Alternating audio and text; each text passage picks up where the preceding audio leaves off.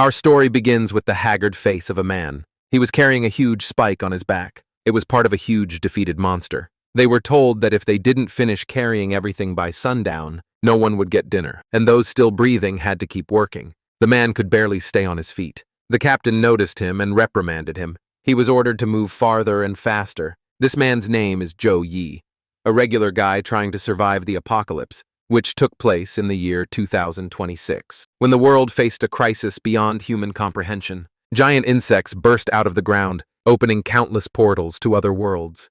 People began to call them the abysses. Within these abysses lurked monsters like nightmares, but the abyss also released a mysterious radiation. A handful of people were given incredible powers by it. They became known as the Awakened, but those who weren't awakened had to do the dirtiest, hardest, most difficult jobs if they wanted to eat. And they had to load some of the monster into a truck, after which they fell to all fours without strength. The captain saw him sitting up and didn't hesitate to slap him. GH was yelled at, accusing him of slacking off and playing the victim. He stroked his cheek and bit his lip to hold back. His cheek was bruised, and yet he wondered if the captain had hurt his hand on his face. The captain said he was a pain in the ass and asked if he could work, and if not, let him get out. He replied that he could. The captain yelled that the bodies had to be moved before dark, and they wouldn't get food until they were done. Gigi agreed. Suddenly the ground shook. Zhu thought it was an earthquake, but a monster appeared in front of him. It looked like a worm with 4 tusks and a round mouth with sharp teeth. The boy turned pale. The whole team was horrified to see that the monster was still alive. They rushed to escape. The captain saw him and thought that running away wouldn't save them. He made a decision. Suddenly, a gunshot rang out. Ijoyi was shot in the leg. The guy was shocked, for he realized everything at once. When he turned around, he saw the captain had shot him. He fell down and the captain ran past him. As he ran away, the captain told him that weaklings should be bait. Now GH realized that the captain had left him as bait so the others could escape. He wondered why. After all he wanted was to survive, and yet it was so damn hard. Zhao realized that someone like him, weak, powerless, had been doomed from the start. And he cried. When he opened his eyes, he saw an insect crawling on his arm. The guy figured that only cockroaches had an easy life, because they could eat anything while he struggled every day just to find food. And they're practically unkillable, since even the radiation of the abyss couldn't destroy them. The monster was already behind him, and the guy thought, if there's a next life, being a cockroach wouldn't be so bad.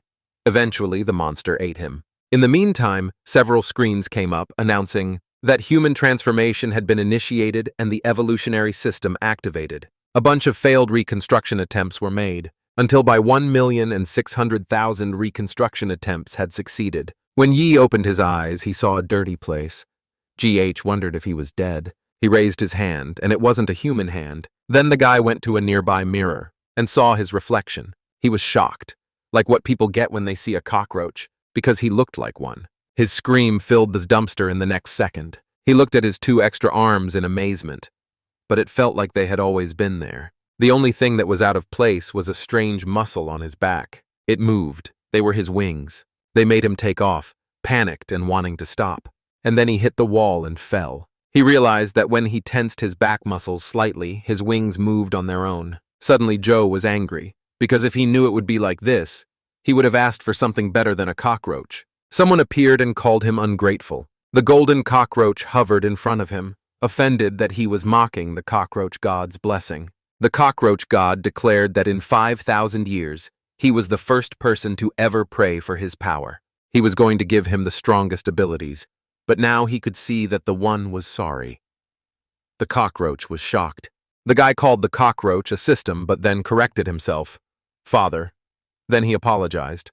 The cockroach god said nothing. Then he disappeared. The system screen appeared and showed that the system had shut down because the cockroach god didn't like him. He realized that he had just pissed off his cheat code. For the next 10 days, he tried his best to call the system back, but no matter what he did, the system wouldn't come back.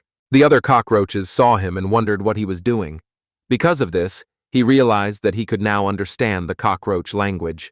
On his first night, he was alone, and realized that joking about turning into a cockroach was one thing, but actually being one was disgusting. He peeked at the cockroaches nearby who were eating dinner. He threw up because the other cockroaches were feasting on shit. One cockroach noticed him. and brought him some poop and urged him to eat it while it was fresh. GH turned pale and screamed at him to stay away from it. But the cockroach insisted and shoved it in his face. He conceded it to him, as he himself prefers it liquid. Instinctively, Joe slapped the cockroach to keep it away, and the connoisseur of unusual food fell to the ground, and then expressed that now his feelings were hurt. Gigi apologized and explained that it was because his breath smelled like shit. And on the 5th night, the guy just laid on the ground. He cursed his genes because now even poop was starting to smell nice. GH knew he had to find food soon, or he might actually wander into a pile of manure in his sleep. The guy rummaged through the plastic wrappings, because sealed packaging usually stops regular cockroaches, but not his. Based on his human knowledge, he expected there must be something edible in the trash pile. He saw a plastic package labeled expired for 3 years. He rushed to open it. The system notified him there was an expired egg yolk paste. It has about 385 calories, and to him it's edible. He thinks it's disgusting, but his stomach rumbles loudly. In the end, he ate it. GH was over the moon eating it. He cried after getting what he asked for. On the 10th night, the cockroach god never came back. GG thought that by becoming a cockroach, surviving the apocalypse would be easier. But reality hit him hard. He felt so miserable that he considered ending it all. But being a cockroach, he couldn't die from falling, drowning, or even poison. His only option was to find a predator to eat him. But since he'd already been eaten in a previous life, the mere thought of it caused him so much pain, it made him shiver. That's what kept him alive. He felt lucky because cockroaches are social insects. That meant he could be king. He'd have a better chance of survival. This led him to think that he didn't need a system, and he could thrive using only his human intelligence. He started with the person next to him, who he called Little Fatty. GH asked him if he wanted to team up with him, but he aggressively turned him down because the guy can't even get fresh poop. He realized that in this world, power isn't about living comfortably. It's about being seen as someone who thrives.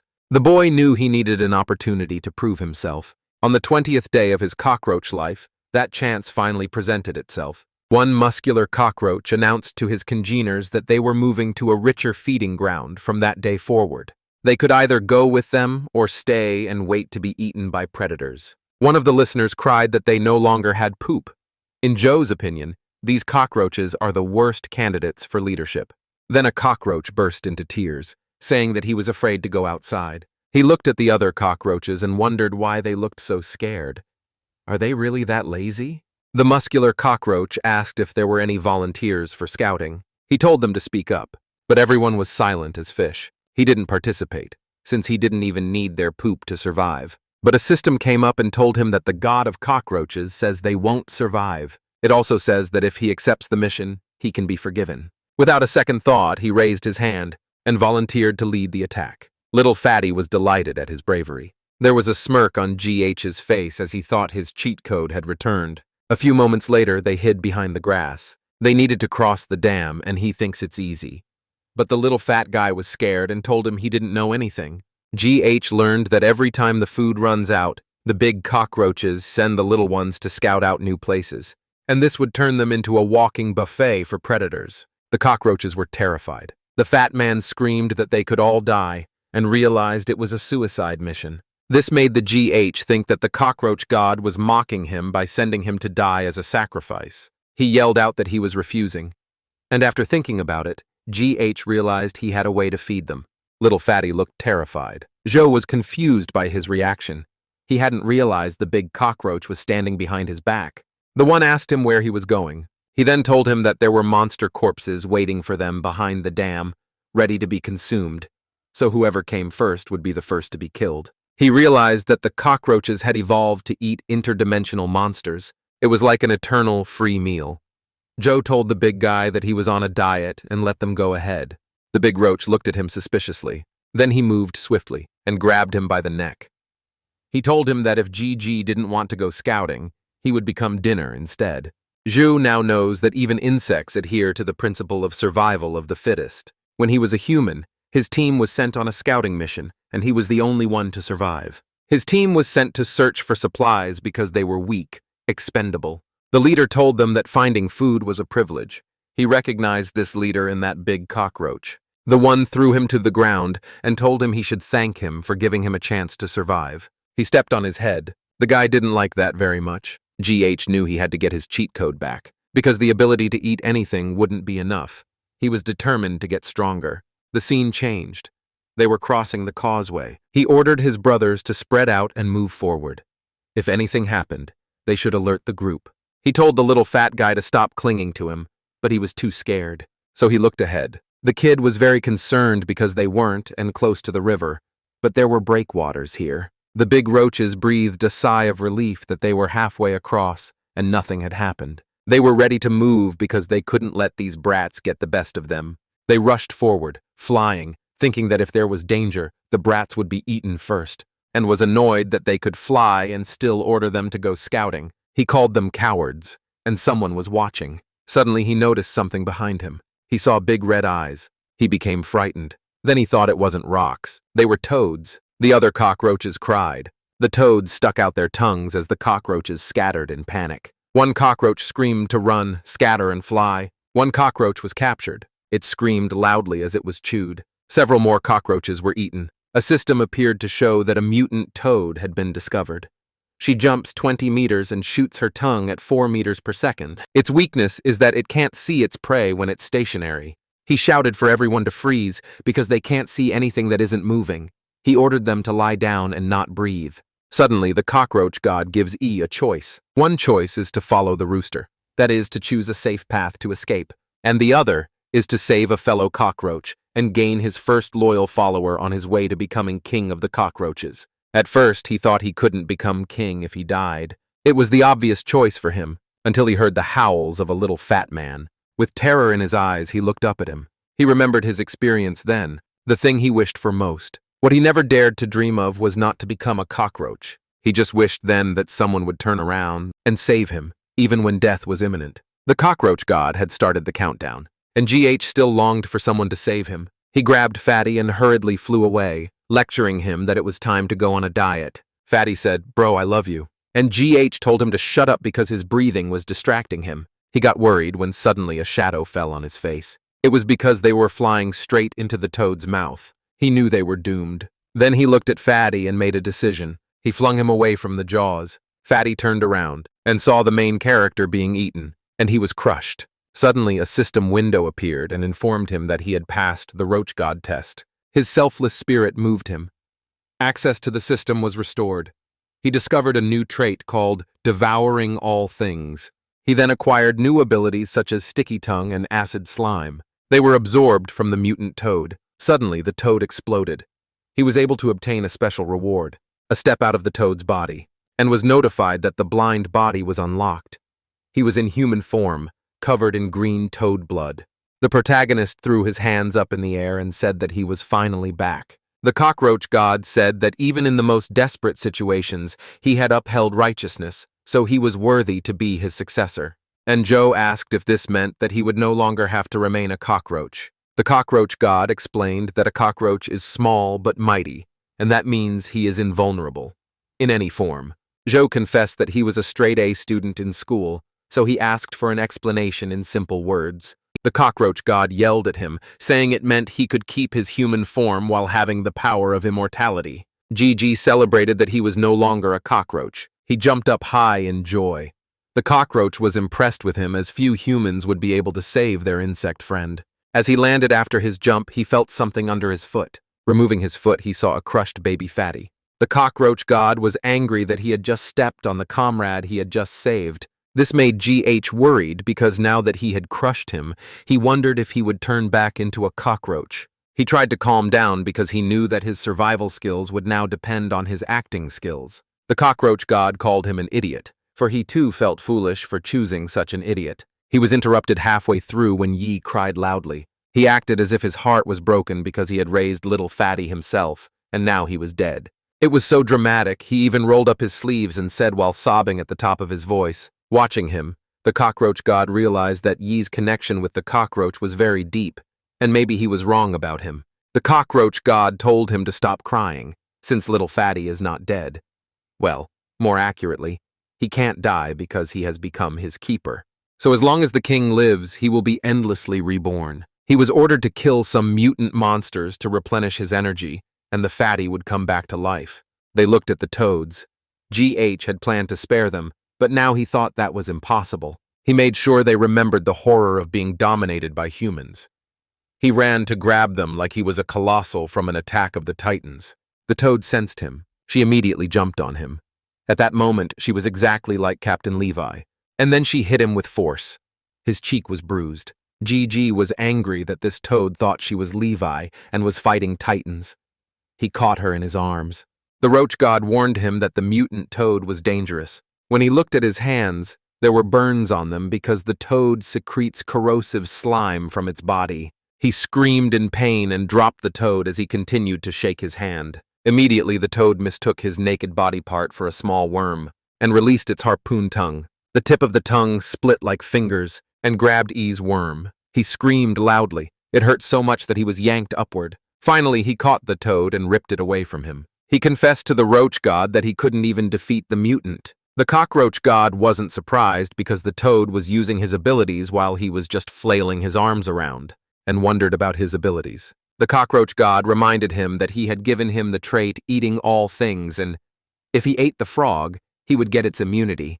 The cockroach god held the toad up to him, telling him that when he devoured everything, he would ascend to divinity. He asked if it could be cooked first, but the cockroach god put it in his mouth, telling him to swallow it. But the moment his tongue touched the toad, more than 10,000 taste buds screamed in agony. It was disgusting. He vomited and said he couldn't do it. The roach god told him that if he didn't do it, he would die since he was already surrounded. As if on cue, all the toads jumped to him. He panicked. But then he wondered why he was whining when he'd worked himself to death and couldn't even eat a bite. He realized that food was now literally being fed into his mouth and wondered why he was still complaining. Then he quickly ate the toad. The system screen showed that eating all things was activated and the creature's features were detected, and acquired eating slime, frog leap, and elastic muscles. After that, he looked enlightened.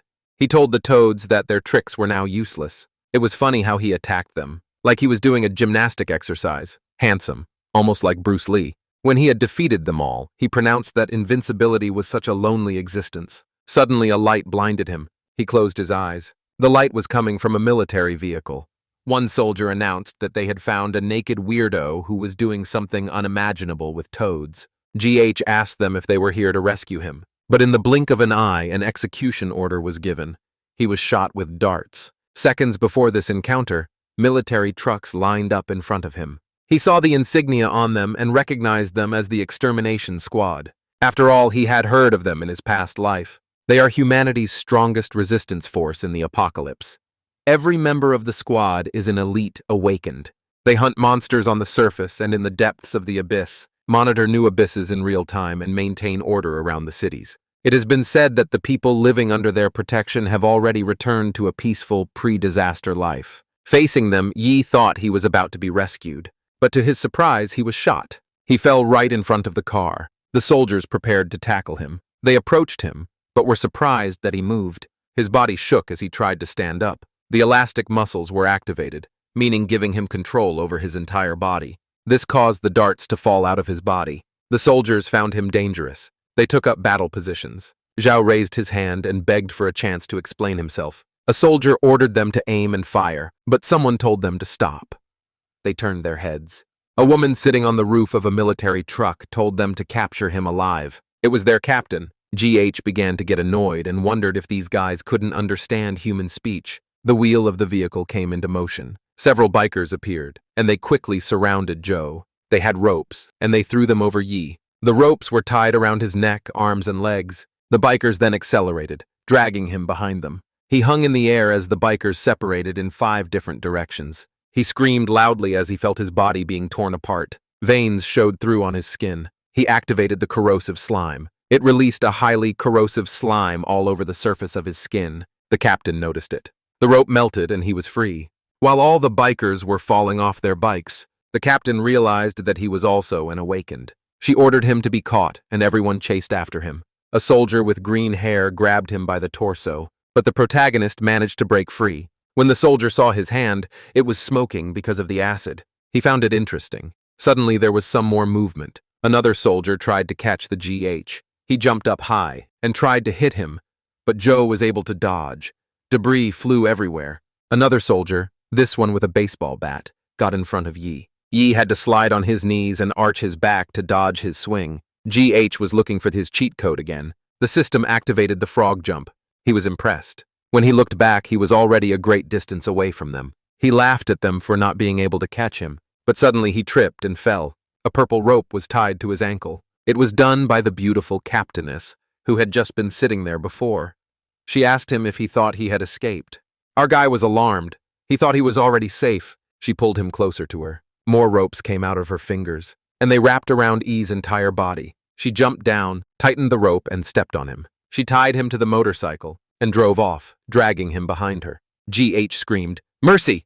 and they sped away. The scene changed, and now the narrative was in Fortress City. The gates of the Scarlet Bird opened when someone announced the return of Vice Captain Eileen. She told them not to open them too wide because they didn't want monsters to get in. She slipped inside, and when she got there, she stopped. And with the main character flying next to her, it was a rough ride. They led Joe to the extermination squad's prison. Two women in lab coats walked beside Yi with Eileen in front. He told them that he was harmless, and that since it was the apocalypse, it shouldn't be a crime to be naked. The woman on the right marveled that he could talk. She pronounced him different from the previous 12. Eileen told them to keep their guard up.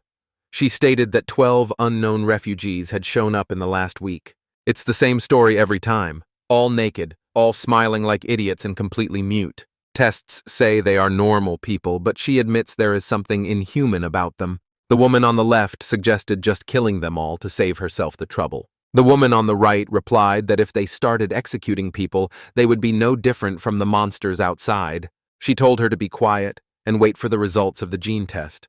GH realized that he was arrested because he fit the description of those 12 weirdos. Then he thought about the gene test.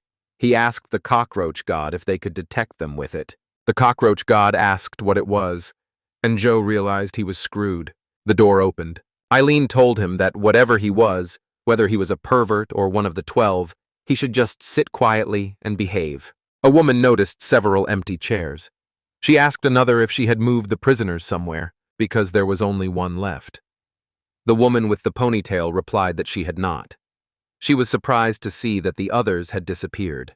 The remaining prisoner sat quietly. Eileen sensed something. Then they saw the prisoner's head expand. They were all shocked to see that they were all floating under the ceiling. The main character asked what it was. The prisoners' heads were like balloons, and this kept them in the air. Moreover, they all had creepy expressions on their faces. Joe was terrified. Behind his back, the bound prisoner roared, and his skull began to split open. Then something came out of it. The GG and the ponytailed explorer turned around. They saw a stump-like monster with mushrooms on its head, 3 eyes, a spiky mouth, and vines. The vines coiled around them. The monster roared. Then it aimed for Eileen. She jumped back to dodge it. In midair, she realized that this was its true form. Bumps grew on the explorer's body. They multiplied instantly. The boils covered her almost completely. So did the protagonist. He didn't realize what was happening. The cockroach god told him he was infested with parasites. He ordered him to chew the spores immediately or he would turn into a zombie. The monster screamed that he wanted the girl's body. Eileen was surprised that he spoke.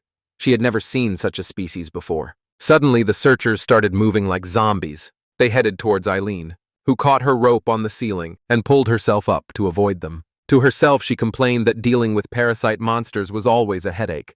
She can't just rush forward and hit it. She knew her abilities were practically useless here, and she didn't have any magic crystals with her. Then she noticed something on the table. There were scalpels there. She grabbed one and threw it. The monster saw it and moved its tentacles. It was using the explorers as a shield. Eileen was surprised. She had to pull back her rope. Otherwise, she would have hurt the researcher.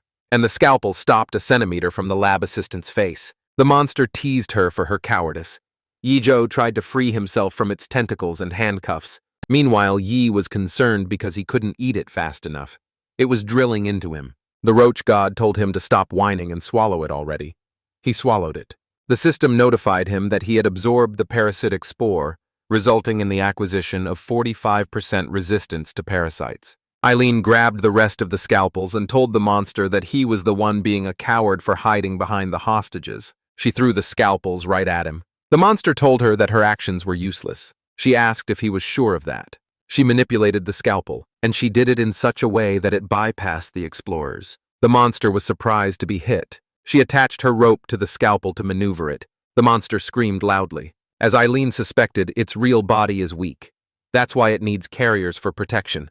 Suddenly, the female explorers bled on the same parts of their bodies where the monster was wounded. Eileen was surprised. The monster decided to transfer the attack to the hostages and regenerated its body. The girl thought he was a very big pain in the ass. Then the monster pointed out that she was also infected. Until that moment, she didn't know.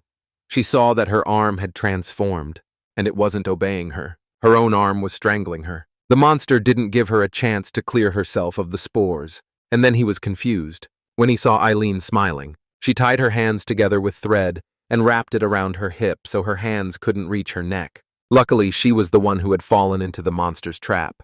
Her spider silk can control an enemy's body, and she can use it on herself. Using the threads, she threw a scalpel. The monster was wounded. She then pronounced that the monster was unlucky because it didn't take her long to get free. The monster told her that if she kept twitching like that, she would bleed out and lose her ability to fight. And the monster threatened her that if she tried to escape, he would kill the explorers. He suggested that they run away together. She replied that even if the monster begged, she wouldn't leave. It would only happen after she destroyed it.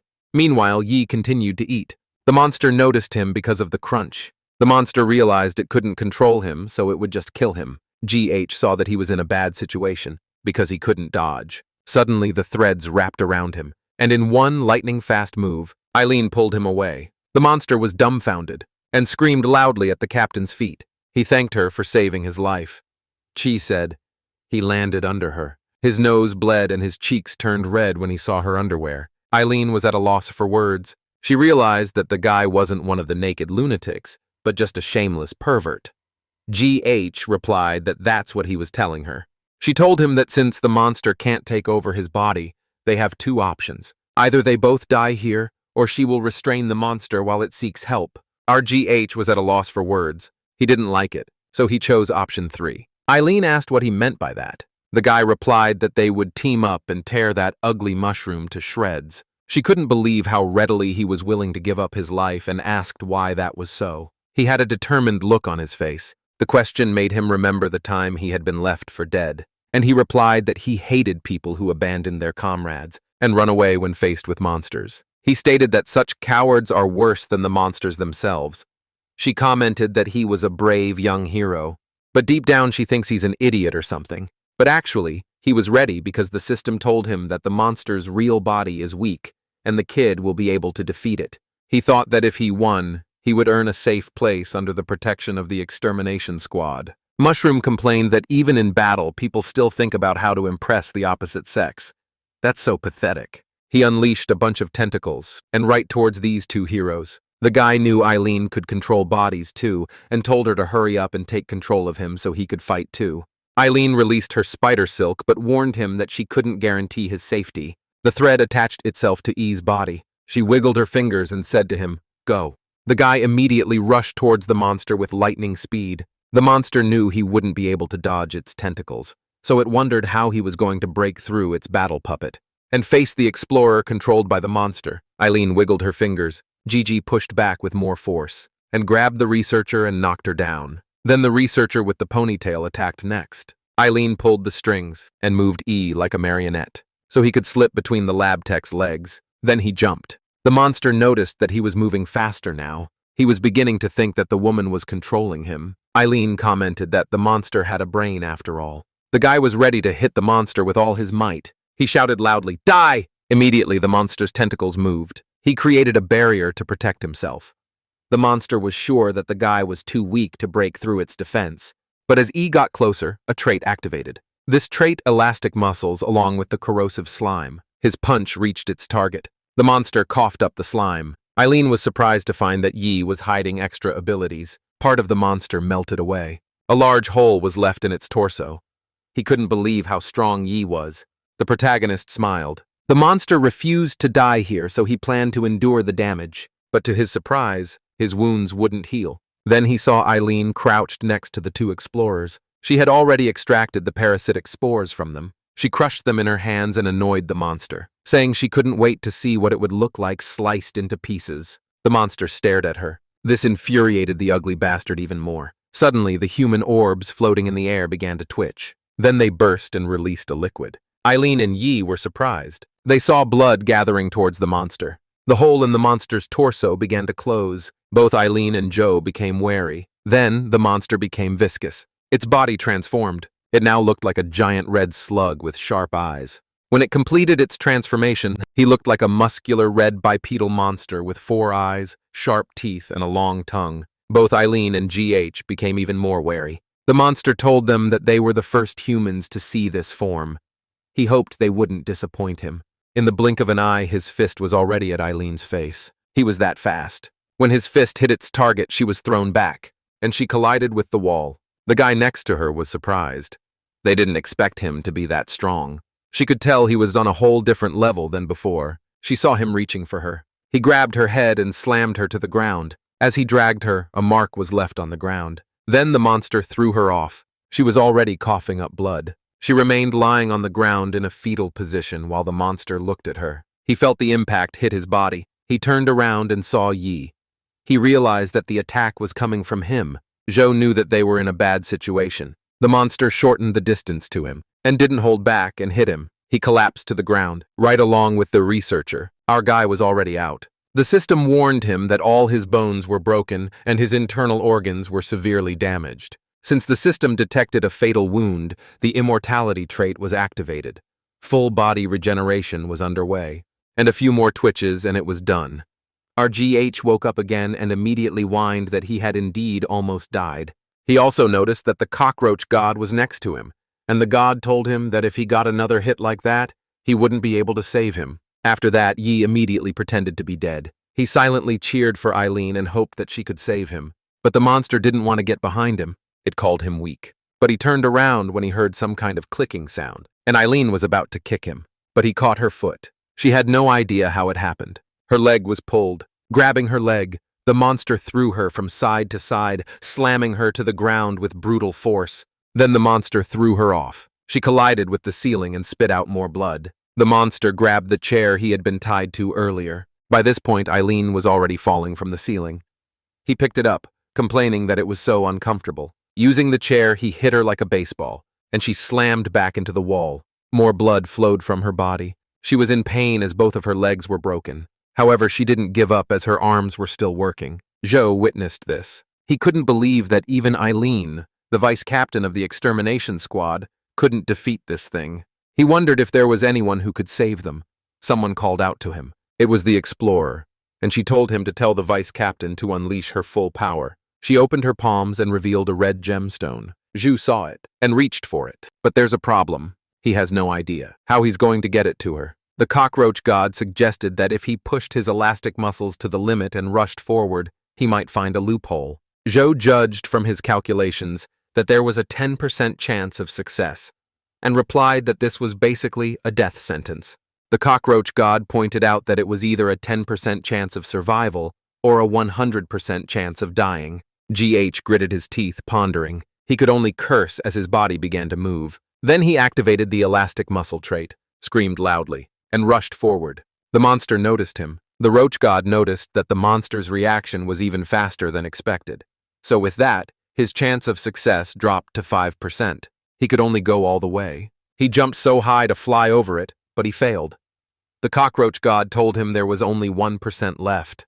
GH was determined to get to Eileen, but the monster grabbed his leg. He asked him what he was doing, and pulled him down. The cockroach god pronounced that it was now 0%. Zhou was sprawled on the floor. The impact was so hard that it left a dent in the ground. The monster was about to step on him, but Yi had a determined expression on his face, and he believed that he hadn't reached 0% yet.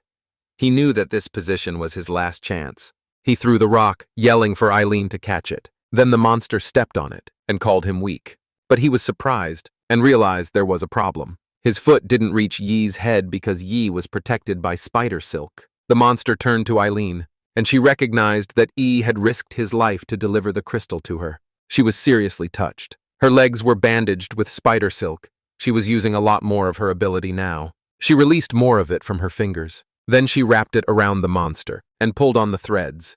This caused the monster to fall to the ground. Her hand turned into a blade. She calls it the spider snowblade, naked. She then chopped the monster with it, but it disappeared.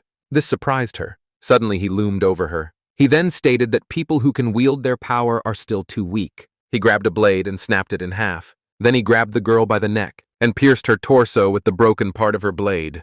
The protagonist watched this happen. The girl was already on a huge bayonet. The guy felt hopeless. The monster was about to stab her again. Suddenly, blood spurted. Suddenly, his hands were cut off instead, and a guy with long brown hair picked up Eileen. The demon looked around angrily. GH was surprised as well. The large, bulky man stepped away from the monster. 2 more men arrived. The monster asked who they were. There was a silver-haired woman with glasses and a tall man with dark maroon hair wearing a brown cloak, and a large guy.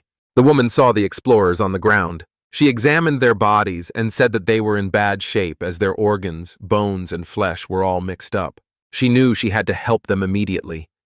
This woman is the captain of the 10th Extermination Squad, Haley.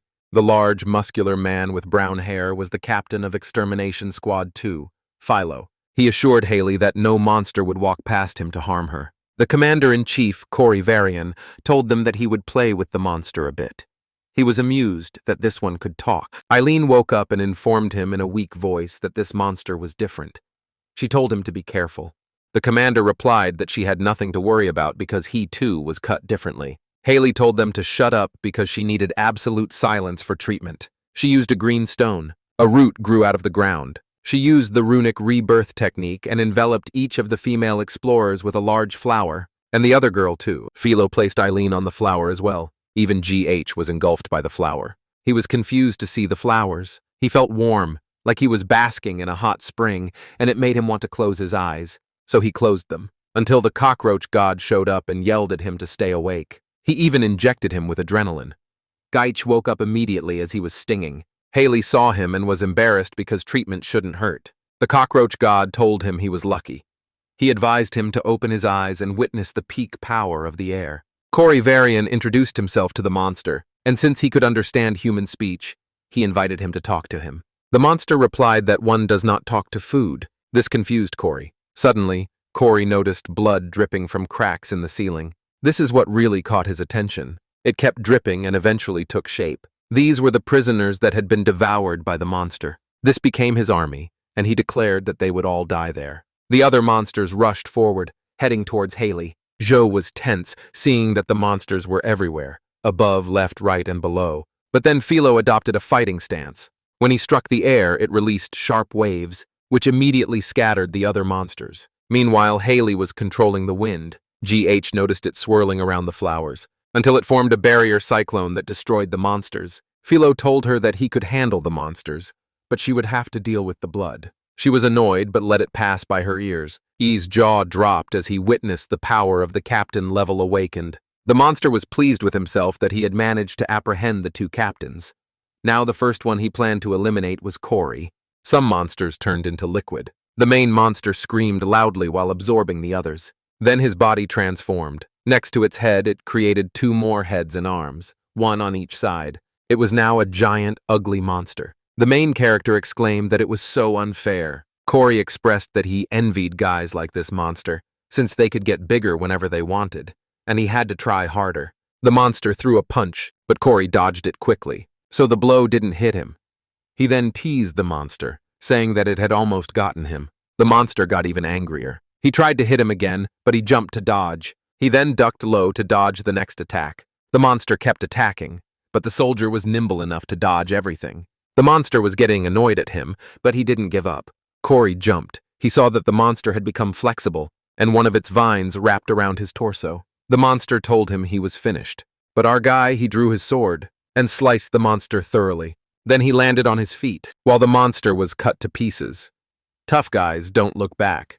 The monster had no idea what just happened. It trembled with fear as Cory approached it, and with a flick of the Kung Fu Panda, the monster's body disintegrated. The Sigma Battle himself watched intently. Now only a small mushroom-type monster body remained, and with one swift movement of his hand, Cory caught it and put it in a little bottle. The guy was so happy to have it. He was excited about catching his first talking monster ever and asked if he could name it. Haley yelled at him to stop messing around and start thinking about how to explain to the council the destruction of a brand new research center. Both she and Philo said in unison, "Stupid boss." He couldn't fathom how powerful he was. The cockroach god asked him if he had seen that power gap. He then told him that he could pass out now. Time passed in one of the rooms. It was like a cozy apartment inside. He slowly opened his eyes and asked where he was. Zhou was surprised to find himself in the bathtub. Then the boy turned around and saw something. A curtain was hiding the silhouette of a woman in the shower. He blushed and didn't realize what was going on. Eileen looked out from behind the curtain and saw that he was awake. She rasped and told him that his gene test results weren't ready yet. So technically, he was supposed to be locked up for another night. But since the prison was broken, she had to take him home under her supervision. The guy tried to cover his body. He asked if they really needed to go that far, being naked and wet together. The girl told him off to stop being shy. She then explained that hot water was only available at that time, so there was nothing they could do. She introduced herself properly and thanked him for what he had done earlier and asked him his name. Our guy was embarrassed, so he couldn't answer easily.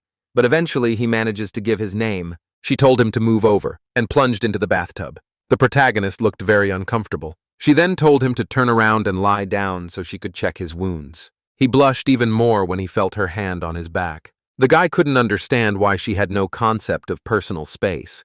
If this continued, something bad was going to happen. His thoughts were interrupted when she exclaimed that it was impressive. All of his wounds were completely gone, and not even a scar was left.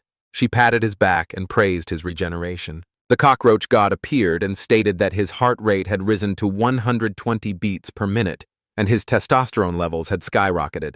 His blood rushed downward. The cockroach asked if he should activate his breeding mode. HGH shouted, "No, absolutely not!" She pointed him to her scar on his chest, commenting that the monster was cruel. The girl openly showed it to him, and his jaw dropped. The cockroach god began the countdown to activate the breeding mode. Before he could count to 1, Joe immediately got up from the bathroom and left after wishing the girl good luck washing herself. Eileen was left bewildered. She didn't realize that she had almost seen the breeding mode. Yi had already come out of the bathroom and was breathing heavily. He knew that if he had stayed a second longer, he would have died of embarrassment. The system was to blame for this. He was then distracted by a news report about the recent spatial fluctuations found near Manhwa City. An outpost 50 kilometers away, run by non-government forces, had been attacked. It was the place where Yi used to live. Did everyone die? The news anchor reported that by the time the extermination squad arrived in response to the distress call, the entire outpost had been abandoned. GH realized that if he hadn't left, he was probably dead too. The public was warned that the abysses were portals to other worlds, and if they discovered one, they should notify the authorities immediately. The cockroach god told him to stop screwing himself up. He then told him that he had good news. The crushed buddy, Little Fatty, was the only one who had been able to escape. The kid had come back to life. He was displayed as an imperial guardian. GH was intrigued by this. The cockroach god explained that from now on, Little Fatty was immortal, and no matter how many times he was crushed, as long as Yi was alive, he would always come back. GH started to think that was too cool, but he wondered how an immortal cockroach could be a guardian. The cockroach god told him that Little Fatty could also level up. At the moment, he could share his sight with him.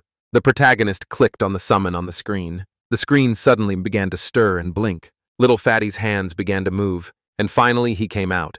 He greeted Yi cheerfully, saying that he had missed him very much. Yi had a smile on his face. Little Fatty was saddened when he saw that he had become ugly, as he now looked like a human. The cockroach god advised him to order him to fly. Then he should also close his eyes, and he synchronized with his vision. He saw Little Fatty sneak through the door and slipping through the cracks. He flew over the bathtub the girl captain was in. GH panicked and yelled at him to get out of there. Little Fatty objected that he could feel that E had the urge to peek in there. Eileen sensed it. She released the spider silk and wrapped it around Little Fatty. It made him melt, and he disappeared. This caused Yi's eyes, nose, and mouth to bleed. Then a fountain of blood gushed from his nose. The roach god had forgotten to say earlier that when he shared feelings with Little Fatty, if Little Fatty died, he would receive a backlash. The next day, the test report came back. Eileen told E that everything was normal. The guy looked at the report. Then she told him he was free to go. He had a sullen look on his face. He put down the report. Then, in a serious tone, the guy expressed his desire to join the extermination squad. She was confused when she heard this because their mortality rate is ridiculously high. He asked her if she thought the survival rate for regular humans was better. The guy argued that he's an awakened too, and he wants to fight alongside them. The bio is clear, and Joe asked if he could join or not. She stared at him for a moment. She then informed him that the 4-year qualifying tournament of the extermination squad will be held in 7 days. She admits that his skills aren't bad, but there's a rumor that this year's competition will be the toughest in history. Our guy looked determined and asked her to let him handle it. He snapped at her, telling her that she didn't seem like the type to ignore her duty to save a life. She told him to stand up, and then recognized his shameless persistence, so she gave him a chance for special training. They didn't realize Corey was watching them from the shadows. He was with the doctor, and the doctor asked why he'd asked him to fake Yi's medical report. The gene test showed that E wasn't human. Corey smiled and gave him more time to keep it a secret for a little while longer. The scene changes abruptly.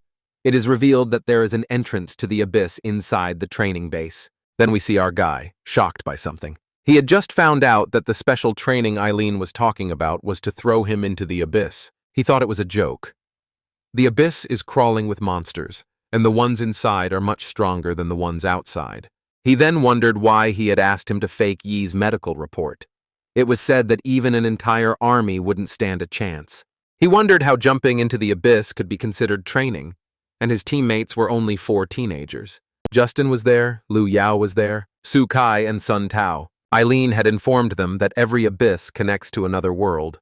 Also, depending on how much that world has penetrated their world. The abysses are ranked in danger from Class E to Class S. The higher the rank, the stronger the monsters and larger the territory. She told them that the gate leads to the abyss, which had already been scouted by the extermination squad. The girl pressed a button, and then stated that the extermination squad's job was to enter the abyss, mop up the monsters, and delay the other world's invasion of their world. She described the abysses as tunnels left by giant worms during the Great Cataclysm. Eileen pressed another button, and the entrance began to glow. She then informed them that the portal was open. Among the group, Justin had experience in the abyss, so she appointed him leader. He agreed. They walked through the doors and arrived in a quiet, dark jungle, which was classified as Class E. It was a lush jungle, but it was also creepy. The boy was very surprised that this was the abyss. Suddenly, a monkey with a snake tail spotted them. GH couldn't believe it. And the spiders are huge, and the trees are massive and tall. He continued to look around and said that going through the gate felt like entering another world. His teammates were at a loss for words at how excited he was. Eventually, they started to move. Justin turned around and tossed his backpack to E. He warned him not to touch any of the monsters in the abyss, and that he should just stay behind them and carry their bags. The guy was confused. Justin thinks the bastard spent the night with the vice captain. In the back of his mind, he's furious that the guy hit on his goddess. GH lowered his gaze and remained silent. Justin was even pissed off by this reaction of his. He asked if he wanted to. But actually, E was happy because not touching anything meant he was safe. He carried their bags enthusiastically. Justin remained puzzled. While E celebrated his safety, Justin was shocked. After all, it was only a child who was led into the abyss with them. The main character approaches the others to retrieve their bags. First up was the only girl in the group, Yao. She coldly replied that she could handle herself. And then they left. In the back of his mind, Yi couldn't understand why he was forbidden to hunt monsters. He thought, but after all, it wouldn't do any harm, until he saw the awakened in the abyss fighting. Immediately, Yao used the heavenly veil of thunderous wrath. She struck the monsters in a large area with electricity. All of them shook and screamed in pain. Then Justin swung his sword and sliced through several monsters at once. The crystal weapon of the awakened absorbs the abilities of the monsters when they kill them in the abyss. It's like gaining experience in the game, and the more they kill, the faster they level up. Eventually, he learned that even the best awakened in his age group get tired from the constant fighting. Justin had already killed 310 monsters and finally leveled up. But Yi was done differently. He put on his napkin and began his meal. It was as if he was eating at a fancy restaurant. But really, he was just eating the dead monsters around him. From this, he acquired a trait called long arms of a snake monkey. Basically, he doesn't need to kill monsters. He just eats a piece of them and gains their trait. He kept eating, and more traits were acquired and enhanced, such as resistance to poisons, jungle adaptation, and more, as well as improving on the 6 things he already had. After a while, he was breathing heavily and holding his stomach. He lay there and didn't move, for he had managed to eat all the defeated monsters around him. He had a smile on his face. He was very lucky to have gone with the squad. Now he could watch others fight and level up by eating monsters. He raised his hands up and started praising the great god Cockroach who gave him this opportunity. The rest of the team was not happy about this arrangement. They weren't happy. While they were risking their lives, the guy in the rear was just living in the cafeteria. The scene shifted to a bird's eye view of a dark forest where something was happening. Someone huge was running forward and exuding purple smoke. It was a huge horned beast, and it was attacking another monster, the king of snake-tailed monkeys. With just one push, the snake-tailed ape king was thrown into the air and bled out. Gigi was secretly watching from the bushes. He recognized him as the final boss of the abyss who had easily taken down the almost king of the snake-tailed apes, and realized the difference in rank and the gulf in power. Justin told them that they could do it as long as everyone stuck to his plan. Even though they are a team of rookies, he is determined to defeat him. And he remembered what Eileen said. If he gets hurt, maimed, or worse because he ignored the rules and rushed forward recklessly, health insurance won't cover it. He tells them that Eileen warned them not to fight the boss. With that, he's out of the game. Justin grabbed him by the collar and yelled that no one wants a loser like him. He ordered him to just go sit in the safe zone and guard their bags.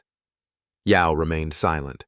Justin pointed to the map and told him to stay there. He carried their bags and left and wished them luck. Kai and Tao were satisfied. Yao knew that the place where the captain had sent Yi was the ambush point for the final battle. Justin replied that it was intentional. He added that he had already stuffed the 4 backpacks Yi was carrying with explosives, and once the boss targeted him, he would detonate the explosives, and they would finish off the others.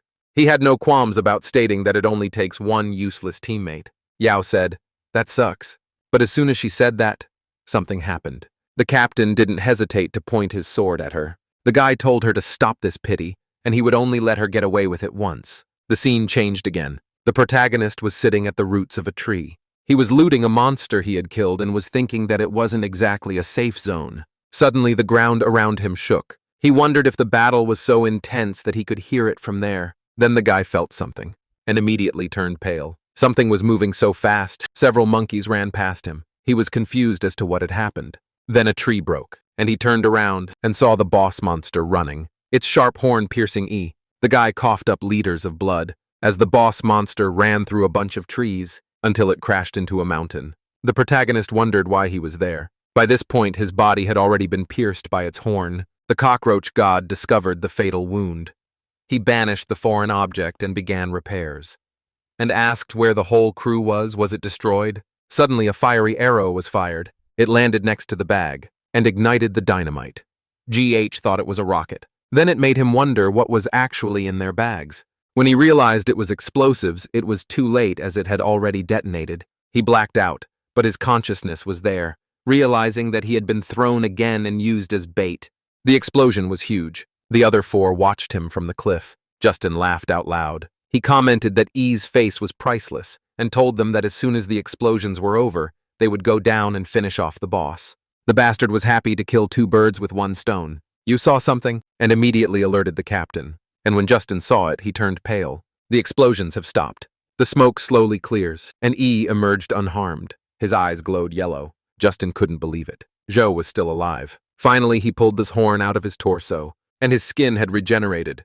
The boy was furious. He lifted the huge beast by simply holding it by its horns. Justin was stunned. The guy then hurled the monster at them, screaming that it wasn't easy to kill. As it collided with the rock, there was a massive explosion. Justin braced himself for the impact. Someone called out for the captain.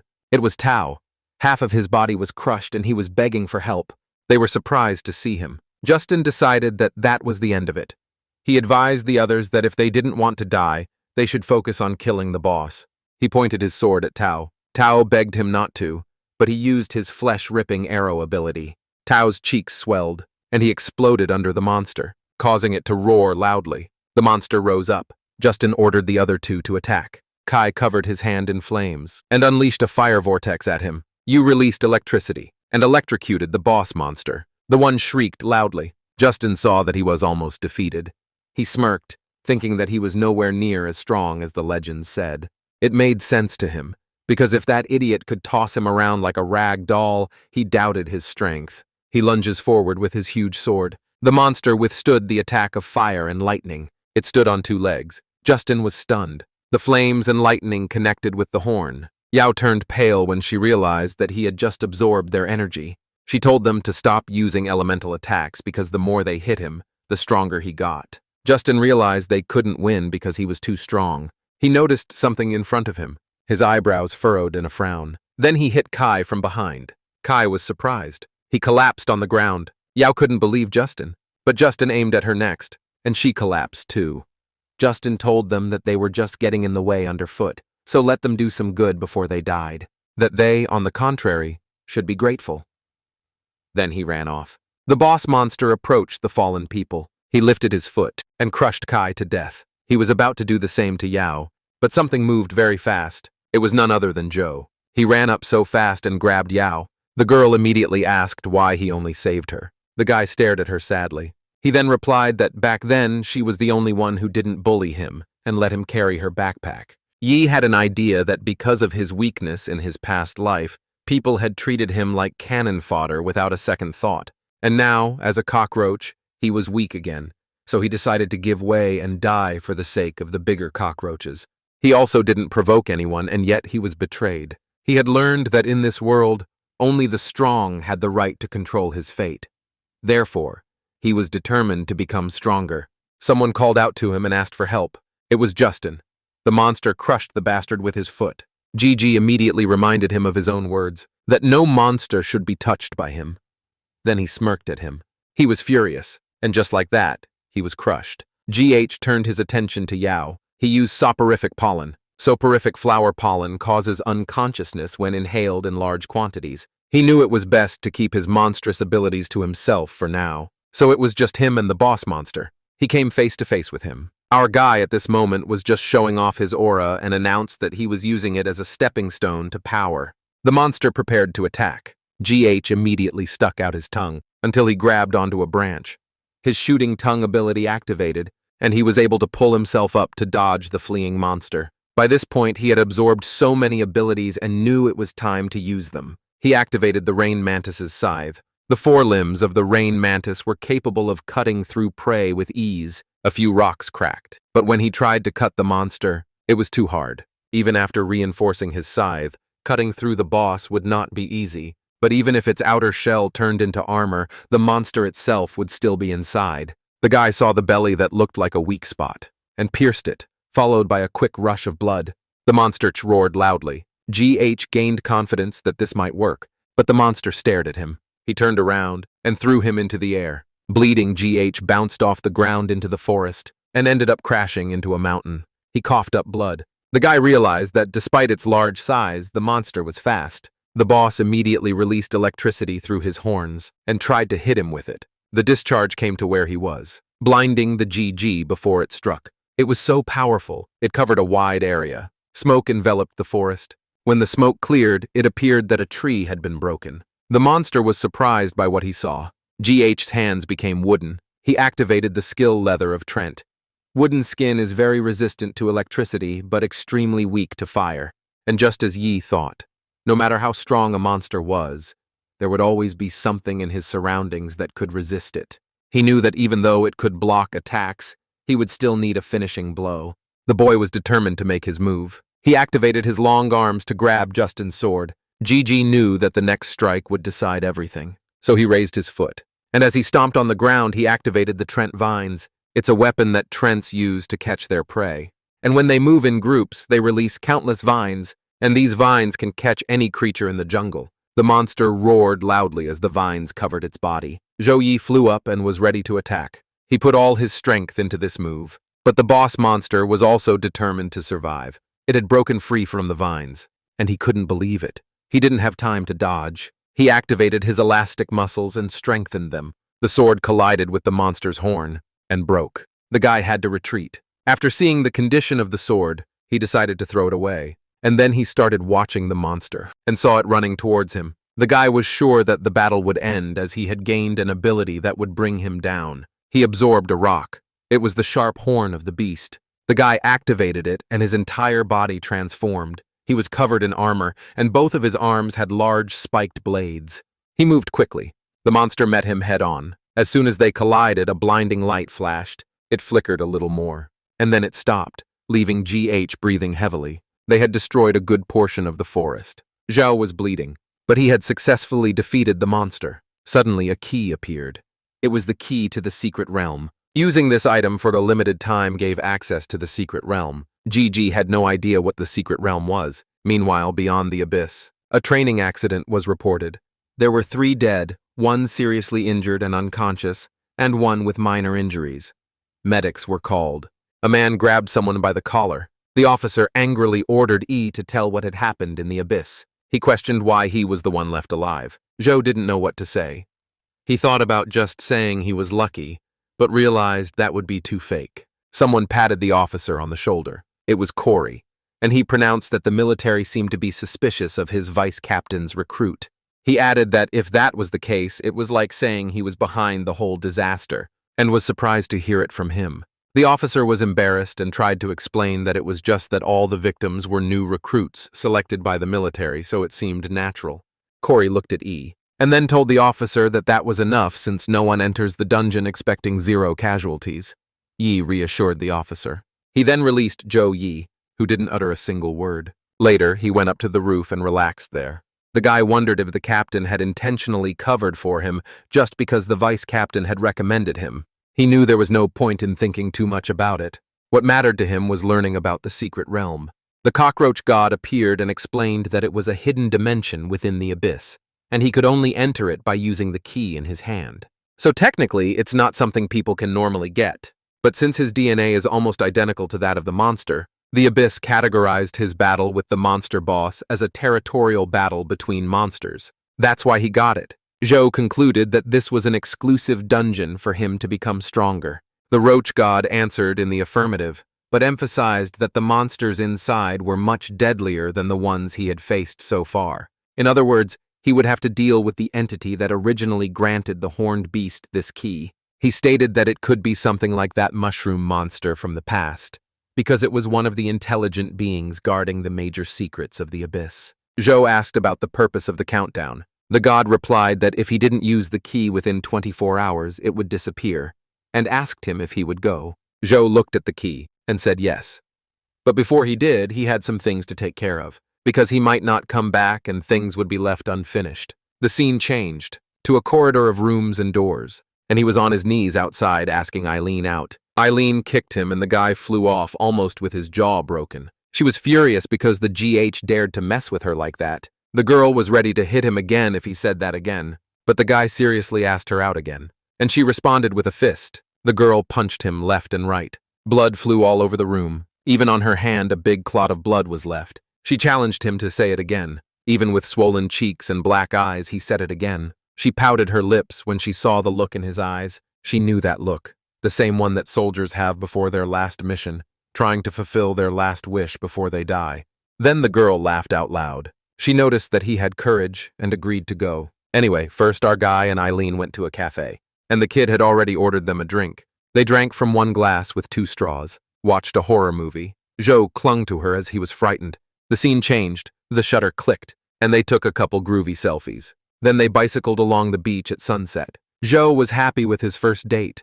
He had been planning it for almost 20 years. He stated that every little detail was perfect, except that he had never had a girl to ask out. But now he could die with no regrets. The girl was watching him. Finally, she stopped pedaling and called out to him. Eileen told him that she had seen many faces of soldiers before they died, and no matter how many last wishes they grant, nothing compares to staying alive. She admits that she may not know what happened to him in the abyss or what's in his head, but she told him that instead of planning how to die with no regrets, he should live, so that way he could really have the life he wanted. Zhou was stunned by her words. He remained silent, and only his reflection moved in the water. After a few moments, he responded by saying thank you. They moved on, and the girl hoped that next time he would have the courage to ask her out again. It was already nightfall, and the cockroach god was greatly surprised that the only thing Gigi wanted was a date. The guy pulled out a key. Suddenly, it cracked right in Gigi's hands. A portal began to form. It opened right in front of the protagonist. Entering it, he knew the cockroach wouldn't understand him. but it was his own way of closing a chapter of his past life. And with those thoughts, he disappeared completely. The portal had closed. He had arrived in a secret realm, the forest of the dark tree. But the guy was very surprised to see the snake-tailed monkey again. It was the same species as earlier at the training ground, except its danger level was definitely higher. The previous one would have run away, but now it was different, and activated his sharp horn of a heavy-horned beast. He lunged forward sharply, but he still looked like a bug compared to the huge monster. With quick movements, he slashed his arm and blood flowed. He aimed for its scruff, but another monster came from behind and grabbed his leg.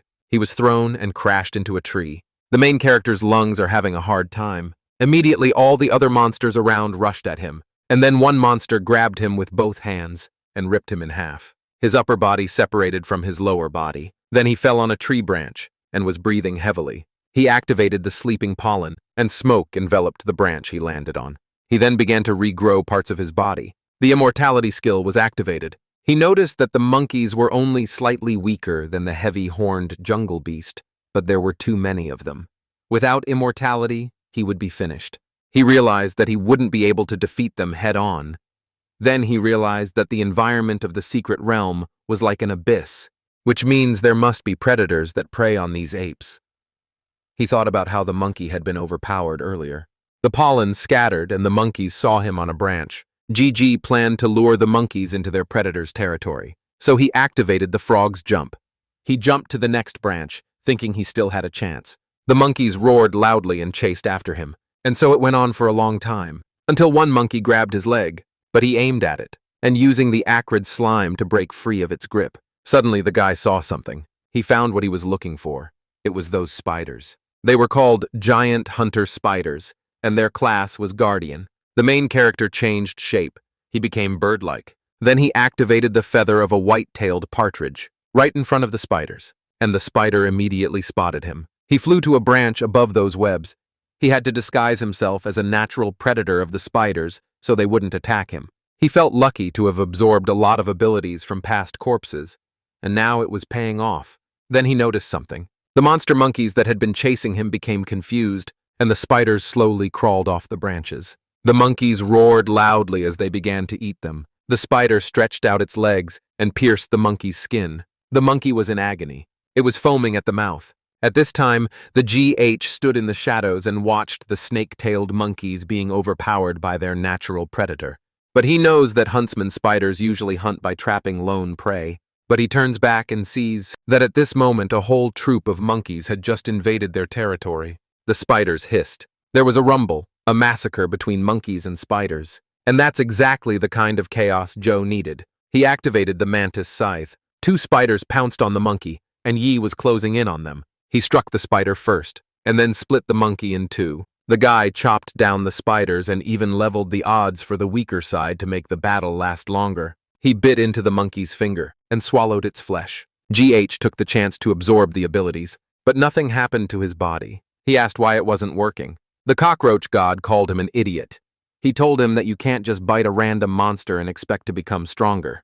He needed to devour certain parts of his enemies to gain stronger abilities. He offered him his help as a spotter and illuminated them. The screen showed him that the ability was in the biceps of a giant ape. He bit into it. Then he acquired a new ability called Long Snake Monkey Hands, an enhancement for giant snake monkey hands. Now the guy was watching the chaos. In the chaotic battlefield, he knew he would have plenty of time to keep evolving. He also acquired the stamina enhancement and the poisonous spider sting. He also gained paralytic poison. He chopped up several monkeys at the same time. By the time he finished, dusk had fallen. The guy arrived at a certain place. The door was made of stone and was fiery red, and behind that door was the boss's territory. GG felt an aura coming from inside, and it was insanely strong. Suddenly, he noticed something. Something was folded up on the side. He asked what it was. Then he picked up an orange orb. The god told him that it was a secret realm orb that could be found in monster graveyards unique to secret realms. It is an ultra-rare magic crystal. Over the years, it has absorbed the residual energy of countless dead monsters. It contains an enormous amount of energy. Roach informed Yi that he could absorb it all at once, or use half of its power to break the rift and safely leave the secret realm. He pondered and thought about the options, to play it safe or risk everything for more power. but he knew this was his best chance for evolution. And if he backed out now, he knew he might not get another opportunity like this. He hadn't faced the boss yet, so there was no question of running away already. When he entered, he saw a room surrounded by fire, and in front of him, the boss monster was sitting on a throne. His name was the heavy-horned beastman.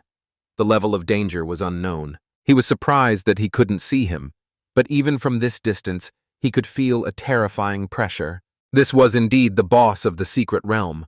The one spoke up to ask him if he was the one who exterminated his kin. The guy was shocked. The monster was speaking again. He realized that the kin he was talking about was the heavy-horned beast from the abyss. He wondered if these monsters had a human-like society. Then, in an instant, the boss monster lunged at him, and the ground split open. Flames erupted. The boss monster knew it had missed its target. He also finds our GH strange. It was because our guy had already transformed and activated the arm of the giant snake ape. The monster knew that the connection to this world hadn't even opened yet. He asked how a person like him was able to get here. Zhou was shocked to learn that the man was trying to connect the secret realm to Earth. And he didn't want to think anymore, so he just let this monster boss speak. The one looked at him angrily, and in the blink of an eye he punched him. Zhou's eyes rolled back as he coughed up blood, and he crashed into a pillar. The impact was so hard that it left a dent in it. His torso was severed, and the system immediately started the regeneration process. The boss monster noticed him. When he saw the regeneration rate, he said that Yi was more like them, and found it very interesting. He decided to dissect it and study it. As he was about to strike again, his dynamic vision was activated and his perception of high-speed targets was heightened. He saw a stake approaching. Although the strength of this monster boss was terrifying, he could tell that its attacks were really simple. He dodged the attack. The stake was now in the ground, and ran to hit it. The convergence would give him an advantage. The guy activated the caustic slime. After all, he wanted to get the boss monster ability. But before he could reach it, it had already kicked him away. The boss monster admits that the spear was awkward to use, and he prefers to strike with his fists, and was on the ground, and the one was hitting him relentlessly. Dust covered everything around him. Eventually he stopped, and the dust cleared. The protagonist looked very bad, but the monster was very surprised, for the kid was alive, and was thankful to God that the elastic muscles had absorbed most of the blows. Now the monster stood over him and said he was bored. He planned to pierce him with a spear covered in fire, and struck very quickly. But Zhou managed to block it with his forearms. The hardened skin has been activated. It is the tough skin from the back armor of a heavy-horned jungle beast. It can self-heal and provides extreme protection.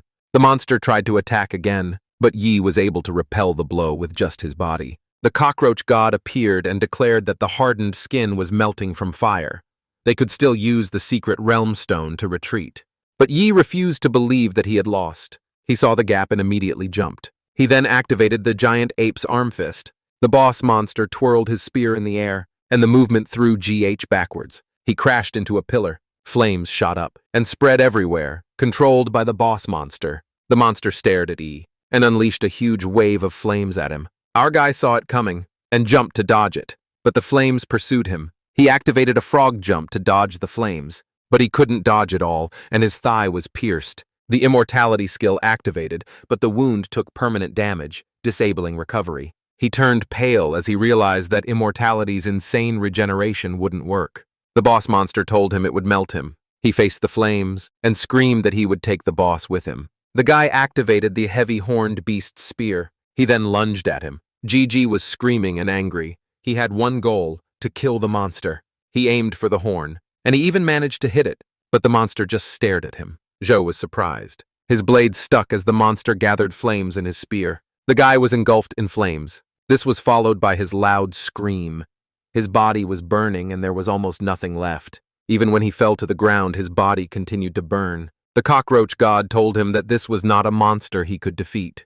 He doesn't want the one to throw his life away. He forcibly used the secret realm stone to open a portal for an emergency escape. But to his surprise, Yi kicked it away.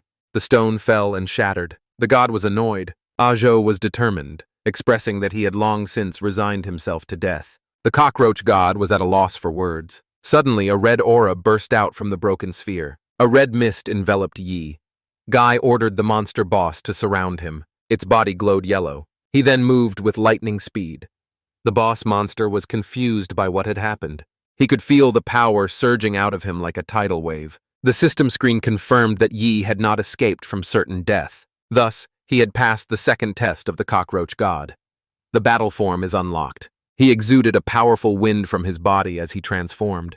The guy examined his arm. His whole body was covered in muscles with hard, armor-like stones on some parts, such as his chest, genitals, and shin. He could feel a new power flowing through his body.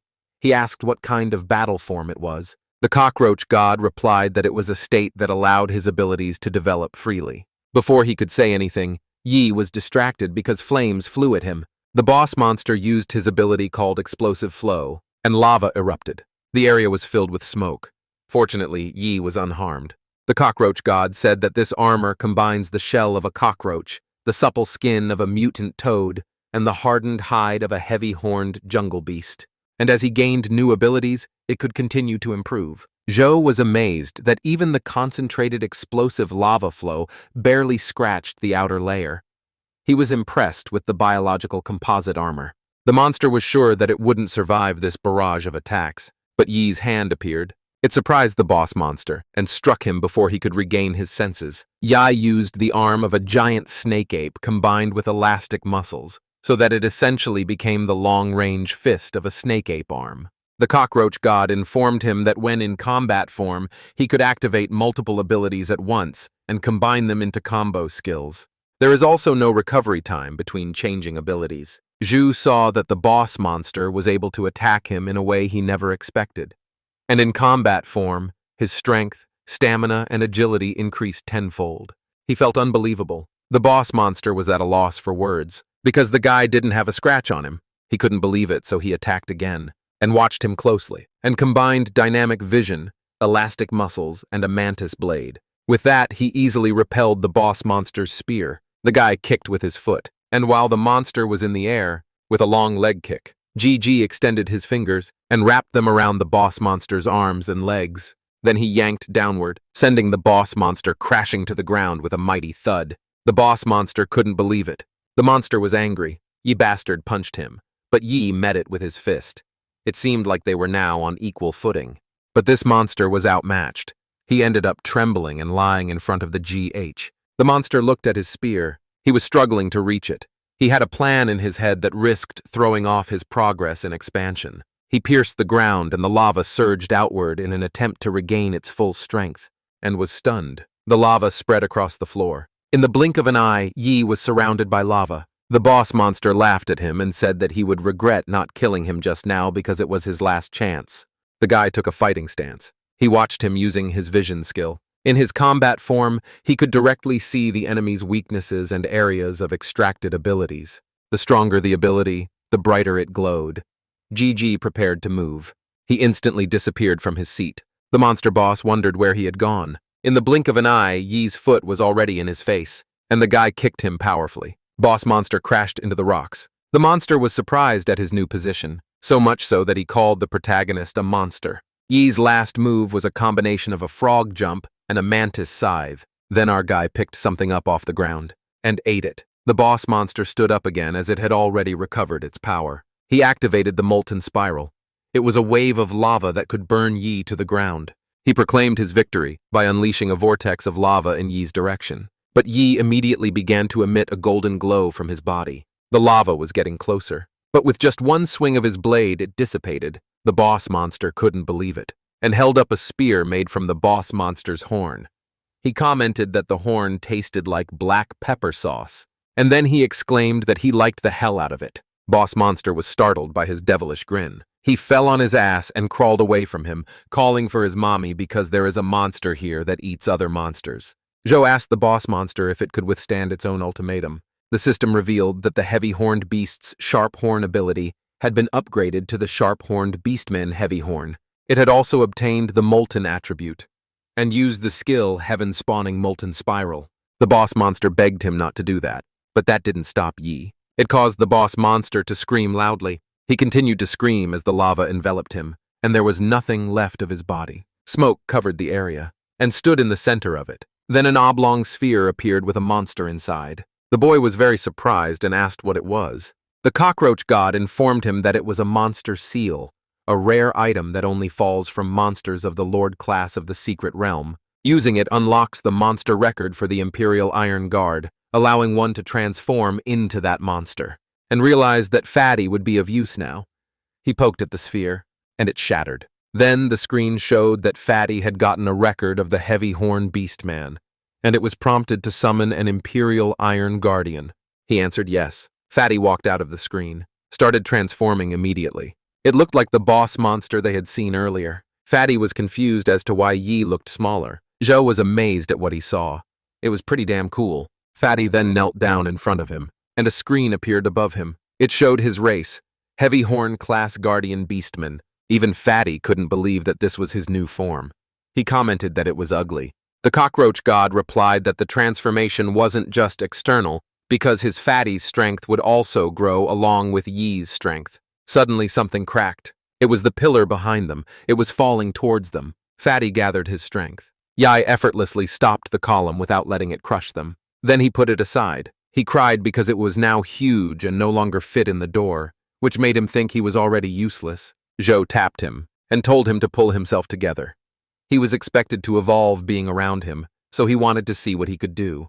With that, Fatty raised his hand and summoned a spear. He then attacked. The same attack that had thrown him off a while ago was blocked simply by his forearms. Our fellow Fatty didn't hold back either, as his spear released lava after contact. Zhou came out of that unharmed with steam on his body. He was surprised because even the boss's fire attacks didn't do that much damage. The god declared that Fatty didn't need to waste energy to maintain the secret realm, so he was currently at 100% Lord State. He was pleased with how strong the Imperial Iron Guardian really was. The protagonist ordered Fatty to return, and was pleased that his strongest current ability, the sharp horn of the heavy-horned beast, had evolved again, and now carried the attribute of moltenness. On top of that, Fatty can transform into a heavy-horned beast man, and can now fight head-on. This would be his trump card up his sleeve.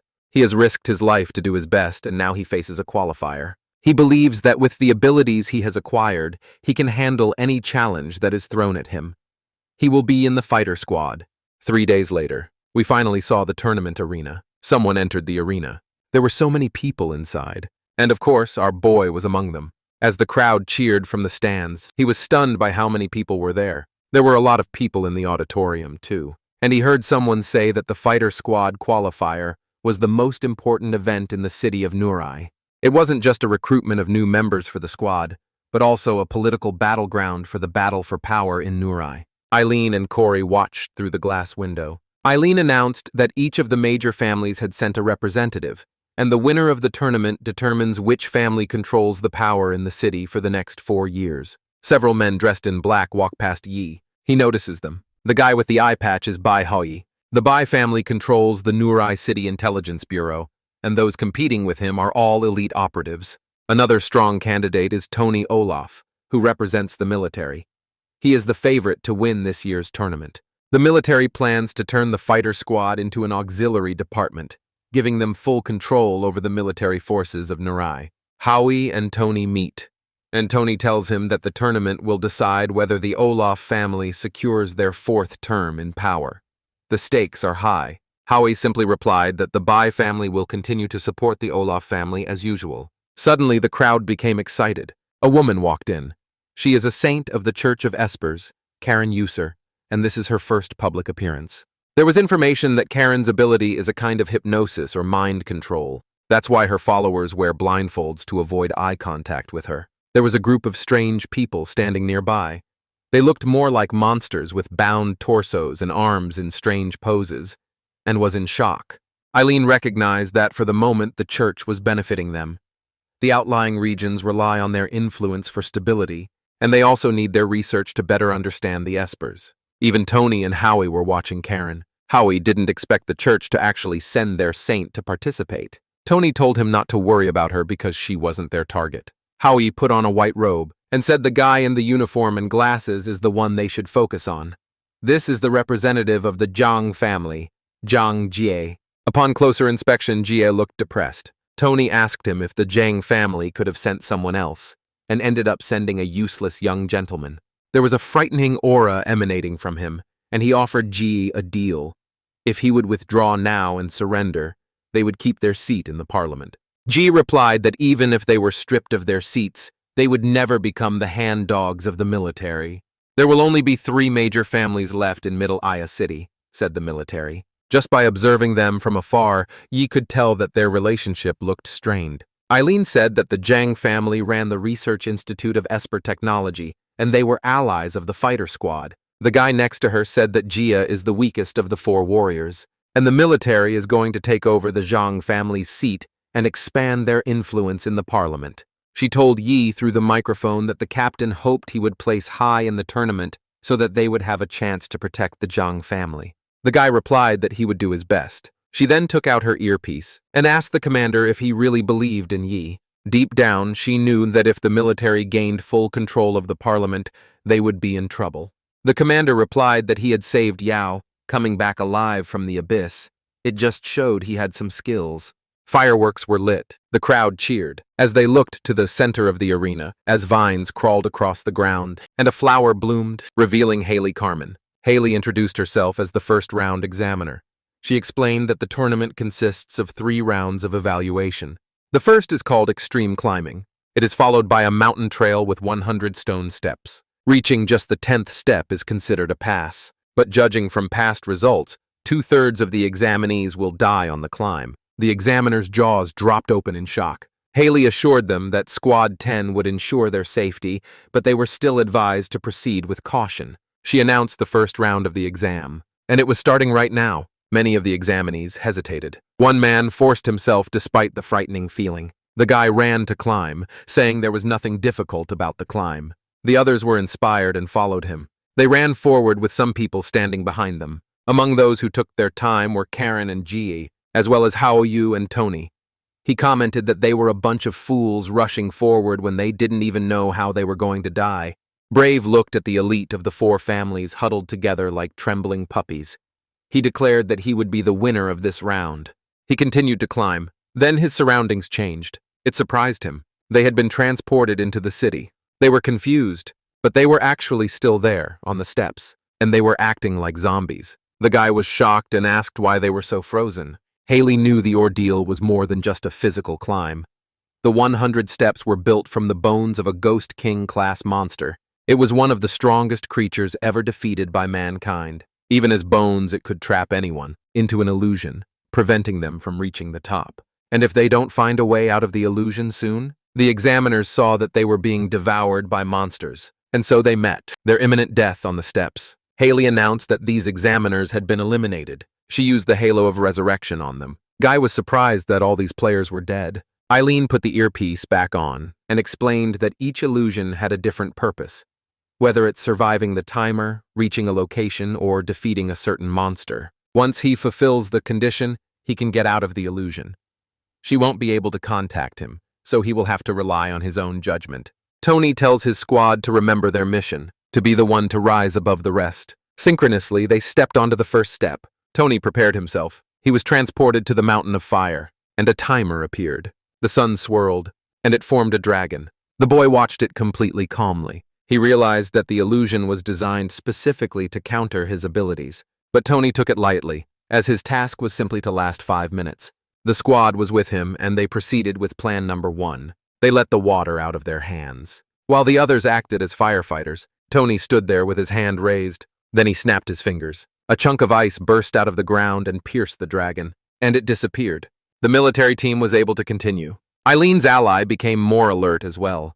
He commented that the military was really throwing everything they could to win this year. Eileen wondered how the commander was still so calm. He told her that she shouldn't be nervous yet, and then told them that the first 10 steps were only for screening out newcomers who weren't suitable for the fighter squad. So it's barely a warm-up for these elite candidates. But the higher they climb, the more difficult the illusions become. Eventually, they'll run out of subordinates to sacrifice, and that's when the real confrontation begins.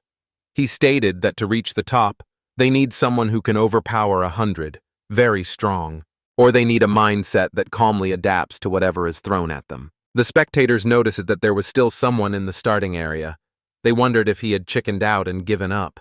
They talked about E, who stood with his eyes closed and tuned out, and then opened them with confidence, and he began to climb the stairs. The first illusion was created. He was slipping down an icy cliff and was falling inside the ice doctrine. He took out his spear, pointed it at the ice, and plunged it into the side of the cliff. Then he felt something. A blue bird with a big mouth appeared. He was in a desperate situation as he was on a frictionless cliff where it was impossible to stand up. And now the flying monster was attacking him from above. A system screen appeared, and he clicked on the attack, then on the poisonous sting, then the sticky tongue flick. He used the whole combo and got the sting whip.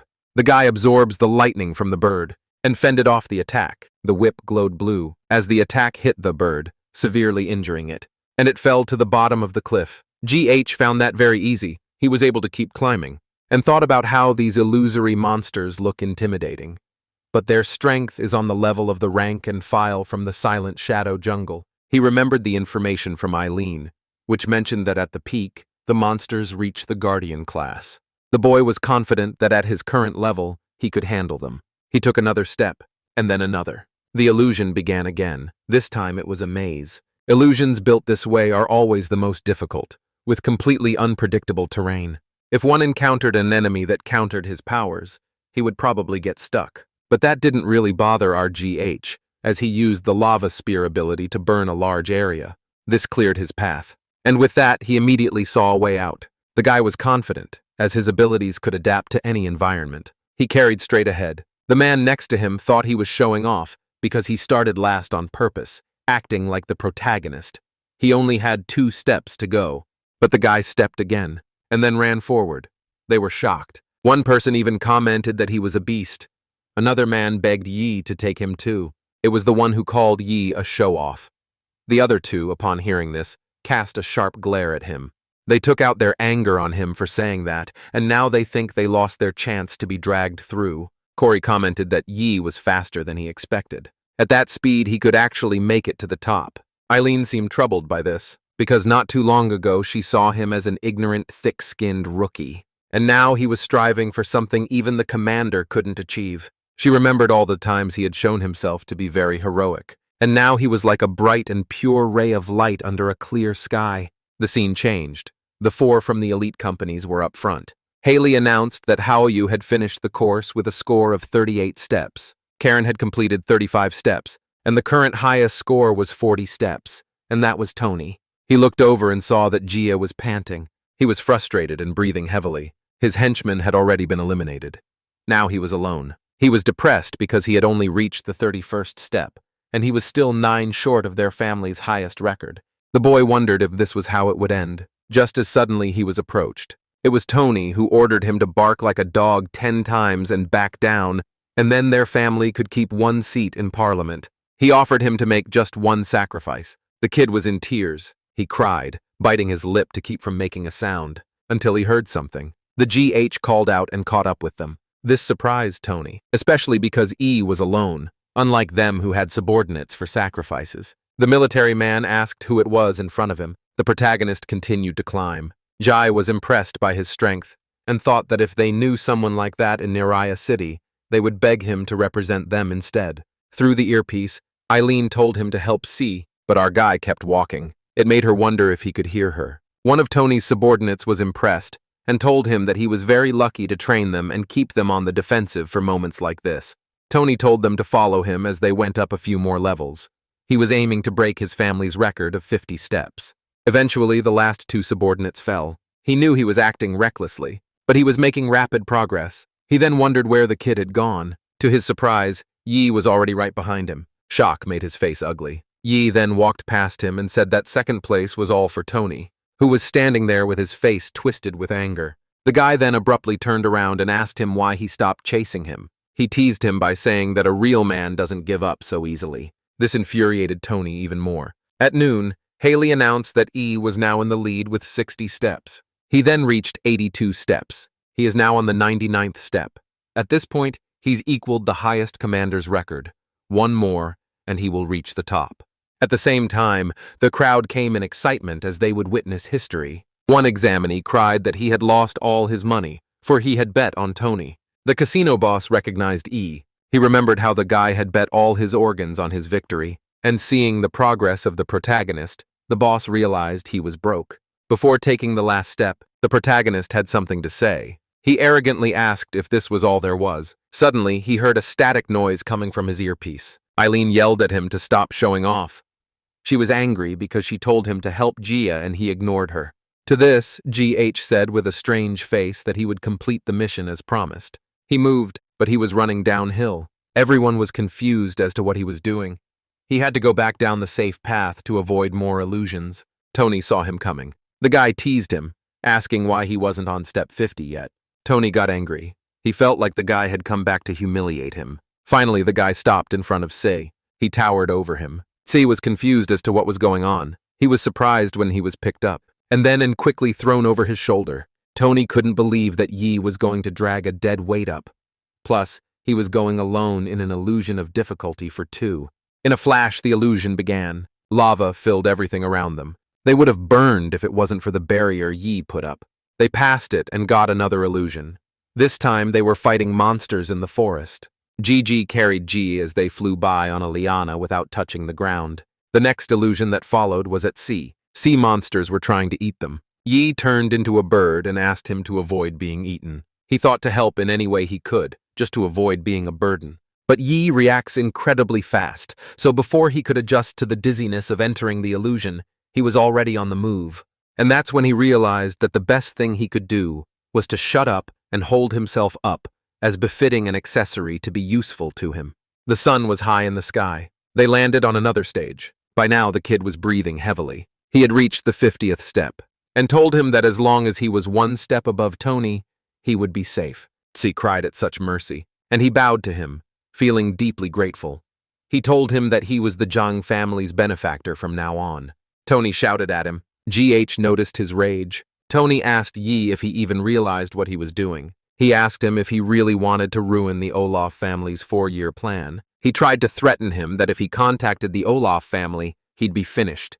The protagonist didn't care. He remembered what Justin had done to him and how he was accosted by a military officer. One had planted explosives on him. The other a stupid, cowardly bastard. It made him think that these people were so used to being tyrants that they thought everyone just bowed down to them. He wondered how they managed not to make enemies everywhere. He called Gia and asked him if he wanted him to help him blow off some steam. Jai enthusiastically gave him a thumbs up and said he would just add that to the reward.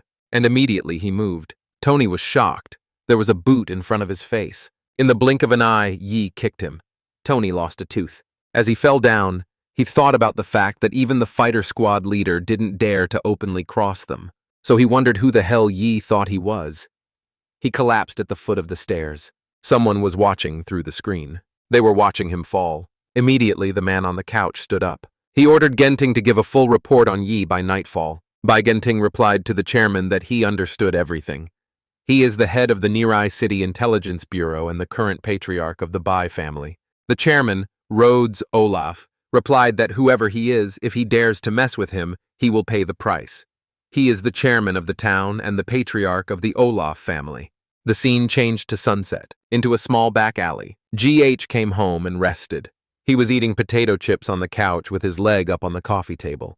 The first round of the qualifying tournament had ended 2 days ago, and everyone was shocked that Tony, the match leader, had only placed 3rd, although Yi admits that one was impressive. After dropping him down the mountain, the latter climbed back up alone and collapsed on the 49th step. Before the match began, Yi bet all the magic crystals he had brought from the abyss, plus his organs, and won big at odds of 1,000 to 1. The casino boss thanked him for sparing his life. That casino boss had to sell everything he had to pay him the promised 50 gold coins. In that world, 1 gold coin was worth like 100,000 yuan before the disaster. According to Eileen, 50 gold coins is roughly what she earns in an entire year of monster hunting. That meant Yi had made a fortune. As for the reward for helping the young master of the Zhang family, his deep thoughts were interrupted when someone broke through the door. He was surprised. Eileen kicked his door with her foot. He immediately stood up and greeted her. She couldn't believe that he gave up the Zhang family's 3-story villa to stay in a rundown apartment. She asked if he was a fool, and was shocked. He replied that it's close to the Slayer Squad's residential tower, so it's safer. Eileen's house is in the Slayer Squad's residential tower. She then told him not to waste money, that every coin should be spent on getting stronger. She told him there was an auction that night, and he should go to it to broaden his horizons a little. He received an invitation. The night came. They walked down the streets, and he kept looking around. A mouse squeaked and he got scared. He asked if it was legal. Eileen replied that the things sold there are not allowed on the open market, but are in high demand. That's why it's called the black market. And was surprised. She knew it was illegal, but that doesn't stop her. Instead, she's participating in it herself. It was late at night. Eileen knocked on the back door. She knocked 3 times and waited for something to happen. The door opened. She told him to stay close. They went inside. Suddenly, the door slammed shut. Then the light came on, and was blinded by the sudden light. And when he opened his eyes, he saw men in black cloaks pointing guns at them. And they were surrounded. One man took off his hood and asked for their invitation. Eileen gave it to him. He took it quickly. The man examined it and told them to follow him. They went through another door, and when they entered, it was the auction room. There were already people sitting in the seats. GH noticed that there were a lot of people. The guy tried to make himself comfortable and asked the girl if the place was legal. She replied that with the support of the Bai family, even if it wasn't, it would be considered as such. Besides, ordinary people can't even get in here. The scene has moved to the 2nd floor, and there is the Olaf family's private box. The man sitting on the couch in the uniform is the Olaf agent, Hart. One of his guards noticed something. He reports to his boss that Eileen from the fighter squad is sitting in seat 17 along with E. Hart saw them. A devilish grin appeared on his face as he commented that it was indeed a small world. A few moments later, the presenter greeted them. The presenter was dressed in a sexy bunny costume. She told them that there would be over 100 rare treasures that night, so their visit would be worth it. Their first item was a mermaid's tail. It was an extremely rare part of the monster that was edible to ordinary humans. It was known for its powerful rejuvenating effects and how difficult it was to obtain. The starting price was 1 gold coin. The crowd became excited. They had acted wisely by starting with the premium item. The item was so rare that it could save someone's grandfather. The cockroach god told him that its grade was F. He realized that it was just a trash ability. Why were people fighting over it? Eileen pointed out that it prolongs life. She thought he was an idiot for not realizing that. The next lots were those that hadn't sold in previous auctions, and they were offered at an additional discount starting at 100 copper coins. The onlookers knew they were being scammed because it was just useless junk. They were smart enough to know that not every monster corpse was valuable, and this was just presented to bait inexperienced newcomers. The roach god discovered these corpses and estimated that their ability classes were E, A, C, D, and A. The little guy smiled. He raised his hand and shouted that he wanted them all. The auctioneer was pleased. She was glad they had found suckers, and was willing to spend some money this night. Eileen had just proved he was dumb. Next up was one of the most anticipated lots of the evening. It's from the Ice Plateau Abyss C rank. This is what Eileen wants. It is a magical crystal from the Lord of the Ice Plateau, the Frost Fang Spider of the plateau. The purity of the crystal is over 50%. It is perfectly intact and of the highest quality. It is perfect for any awakened ice type. Bidding starts at 1 gold coin. Eileen was determined to get her hands on it, especially because of what happened to the evolved mushroom monster. Once her snowfang blades obtained the ice infinity, they would become much stronger. She didn't want to suffer humiliation again. The girl must become stronger. Eileen raised her number. The auctioneer confirmed her bid, then asked if there were any other bids. Someone pressed a button and announced that the number 1 spot bid 10 gold coins. It was from the honored guest seat on the 2nd floor. She told them that each increase in the bet would now be 1 coin higher. Hart now recognized the item Eileen was after, and it was exactly what young Mr. Tony had asked them for. Eileen looked at them angrily. Now that the Olaf family is also bidding, things have gotten more complicated. She bid 11 gold pieces. The number 1 spot bid 15 gold. She raised her bid to 20 gold, but seat number 1 bids 25 gold. The audience thinks she's crazy for bidding against the Olaf family. They recognized her as a member of the squad. GH knew it wasn't good. Hartu grinned. She's only a vice captain. He thinks her limit is 30 gold. Eileen got angry. She bid 30 gold pieces. The auctioneer commented that the bidding war had just gotten exciting. She asked if the treasure would go to number 17. It was her entire life savings, so she prayed it would work. The auctioneer brightened. When the number 1 spot bid 35 gold pieces, the audience's jaws dropped. Eileen felt miserable. One of Hart's men came up to them and said he was here to deliver a message from his boss. He said with a mocking face, "Are you out of money yet? If you can't afford to gamble, don't show up." This is not a place for beggars. Hart laughed, imagining the looks on their faces after that.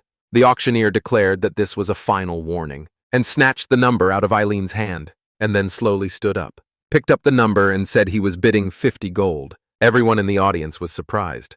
Eileen looked at him too with either approval or disapproval. Hart found this interesting. He said that in all his years as Agent Olaf, he'd never seen anyone dare to outbid them until the end. The bid continued to rise. Now the number one spot was betting 80 gold pieces. The auctioneer was simply shocked. She could already feel this huge sum in her hands. Joe smiled. Then he put his finger up and offered 90 gold pieces. Eileen told him that they couldn't go any higher, and planned it well since they had 80 gold. The villa was worth at least 20 gold, so he knew they could go on. He told her not to panic and to focus on getting the item. If it came to that, he would talk to Gia. At this moment, Gia stood behind him and replied that he was right because it was only a few gold coins, and told them not to worry because no matter how much they lacked, he would cover the difference. The girl was shocked. The subordinate told Hart that they couldn't continue bidding because they were already far beyond the family's budget. Yi supported them. Gigi teased them by showing his middle finger and saying that if they couldn't play, they shouldn't come. Hart was very annoyed. The auction ended. Eileen thanked them for everything that night. She promised GH to gradually pay back what she owed him. He told her not to be so formal and reminded her that the money should be invested in her stronger self. The guy just followed her advice to the end. They were surprised when the ground shook. C asked what was going on. Eileen received an emergency alert. All members of the fighter squad to report to respond to a level A disaster. The narration stepped back a couple minutes. To the science fortress. There were so many birds flying outside the walls. A large monster appeared out of the ground. It looked like a giant worm, except it had a big mouth with sharp teeth. When its foot touched the ground, it released a powerful energy, and it continued to build up, to the point where the ground trembled, and G asked what was going on. At this time, Eileen received a summons. She was then ordered to gather patrol teams and escort the citizens to the nearest shelters. She was about to say something to the two men, but Yi interrupted her, saying that she didn't need to say anything more because in times like these, every unit counts. G was ready as well. She told them to follow her, and they ran. Some parts of the city were on fire. They could barely make it to the nearest shelter. The civilians were fleeing. They panicked and jostled, running for cover. A loud roar made them stop for a second. The woman pointed to the sky. Giant bugs were flying there, and they landed on the ground. They crushed some people. Seeing this, the people were seized with fear. They ran as fast as they could. A little girl stood there crying and screaming, "Mommy." Suddenly, someone's hand reached out to her. Luckily, her mother found her. Big objects fell from the sky and exploded on the ground like bombs. They were monsters that looked like spiders, but with sharp shells, and they squeaked like mice. They attacked immediately. The man bled as they ate him. They attacked one by one. The mother hugged her child and ran, but the monster blocked her path. She froze as she saw it attacking. The girl just closed her eyes and cradled her child. Luckily, Yi arrived in time. He batted the insect away right above their heads. She saw that the creature had been cut in half, and it was Zhou Yi who had done it. He spread the flame through his hands and channeled it through his spear, which destroyed the monster. The woman behind was at a loss for words. She thanked her savior and her daughter's savior. GH turned around and noticed the commotion behind. Eileen grabbed two men by the collars at the same time. The guy recognized that these were the same guys that showed up with Tony. He couldn't believe that these awakened men were standing by, while civilians were being slaughtered by monsters, and then disguised themselves as regular people to run for cover. Eileen introduced herself to them and told them that she was immediately calling them both into the reserve force to defend the city. The guy told her to take all his money and not to risk his life. He asked how they would pay him if he was injured. The other defended himself by saying it was a squad matter and had nothing to do with them. The brown-haired man then told E that since he liked to show off so much, he hoped the monsters would kill the tough guy of the year. Then he walked away. Eileen immediately released her web and wrapped it around the man, knocking him to the ground. The guy asked what she was doing. She stepped on his cheek. She emphasized that this was a summoning, not a negotiation. She ordered them to get them out of here as fast as possible and back in, and then treat them as deserters. The man yelled no because he's an Olympic athlete and not even in the fighter squad. He yelled that she couldn't do that, and pointed out that the city was crawling with monsters and he was still sucking up to 4 families. That made him unworthy of joining the squad. Eileen was ordered to help at the Scarlet Gate. There was a loud explosion at the Scarlet Gate. which they also saw live. She called E to come with her, and the guy agreed. They went on a motorcycle, and when they got to the gate, there was another explosion. The monsters were making their way inside. She told them they didn't have time to wait for reinforcements, so they were going inside. The girl stopped the bike and they got off. Then she used her web to get through the door, holding on to E while pulling herself up to the top of the building. She reached the top of the wall and saw several corpses of both humans and monsters. I was upset that they were too late. He saw the monsters on the other side of the wall and wondered if it was just the two of them alone to destroy them all. She then decided to take another look around and abruptly spotted a cannon. She told him that if the cannon still worked, they could hold the line. The girl then ordered Gigi to hold back the monsters for 2 minutes while she cranked up the cannon. Several giant insect-like monsters flew towards them. Gigi was confused that he was now the only one here, and for 2 minutes. He had no choice but to hold his defenses. He used the roach scythe and instantly defeated a bunch of monsters. He saw a creeping monster creeping past him. He used a sticky tongue, wrapped it around the monster, and threw it as far away from the battlefield as possible. He shouted that none of them would get past him. Suddenly, the large monster roared. It caught his attention. In the blink of an eye, the monster was already clawing at him. The boy summoned his spear and sliced it in half. The boy was already panting from the difficulty of the situation, but another monster was already towering over him. He admitted to himself that he now understood why those two didn't dare to enter the battlefield.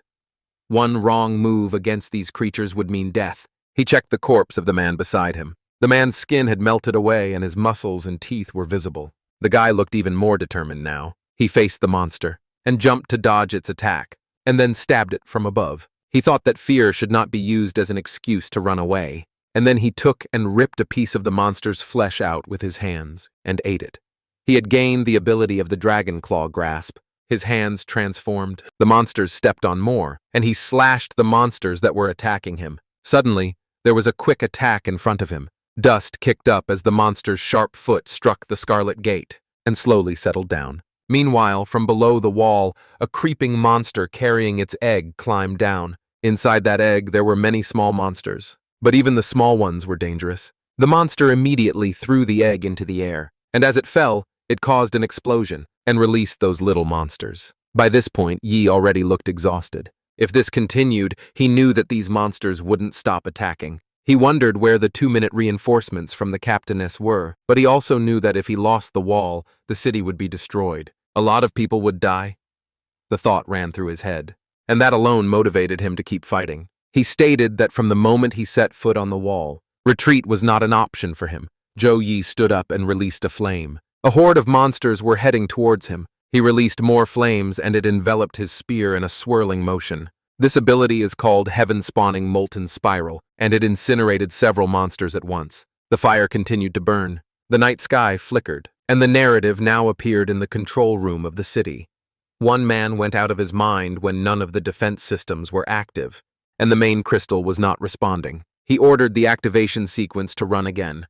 They were in a bad situation where the sequence starts, but the crystal doesn't respond at all. Someone volunteered to do it. He was confused as to who that person was. The staff realized it was a rookie. They knew it was G, and his entire family had developed an entire defense system. They recognized that no one knew the system better than he did, and the guy quickly got to work. 2 monster-like hands appeared behind his back, and they moved too while his other 2 hands were busy typing. Then he noticed something. The crystal loop was functioning, and the crystal energy amplifiers were online. In addition, the threat detection signals were stable. The crystal's hardware was fine. So he thought of one good reason. He was typing so fast that any Dota 2 gamer would be jealous. And just as he thought, there was a power interruption, which means someone used an emergency override during the system diagnostics to shut down all power output from the crystals. From watchtowers, outer defense bunkers, to energy defense cannons, and even the 3-level core powering the entire defense node, it was all shut down. He also knew that the shutdown command wasn't even used during normal maintenance. This made him think that someone was deliberately sabotaging the city's defenses. He couldn't believe them.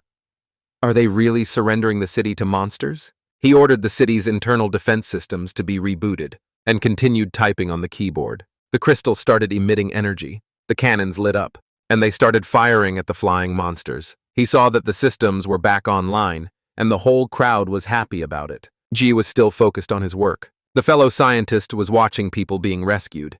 He was glad that the squad was doing disaster drills so often. The church handled evacuation and medical support on the ground. The intelligence bureau kept order inside the city. They told civilians where to go and where the bunkers were. And the military had originally planned to leave the fighter squad alone, to wear them down during the monster invasion, to the point where the entire city was on the verge of collapse. Therefore, they were forced to intervene. Jai thought that if they had mobilized earlier, even with the sabotaged system, the damage wouldn't have been so great.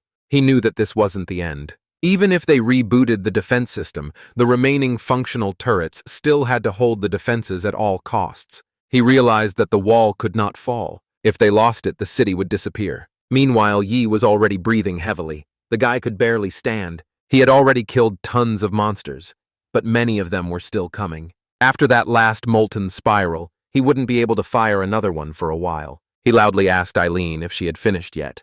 At this moment, Yi ran into a large monster. Its body was long, it had several legs, and its mouth was very wide with many sharp teeth. Yi looked exhausted, but he fought against it. He pierced the monster's mouth with his spear and it exploded. The guy backed away after it landed on the ground. Hatem turned around and decided to check the gun. Eileen said it only needed 2 minutes, but 2 minutes turned into 4, and now it's been almost 10 minutes of him fighting alone, and asked loudly if she was done already. The monster saw the cannon. It moved very fast. The protagonist noticed it. It flew over him. It passed the protagonist and headed straight for the cannon, and became alarmed when he saw it. He moved quickly and jumped on the monster's head. The guy grabbed his spear with both hands and gathered a lot of strength to pierce it.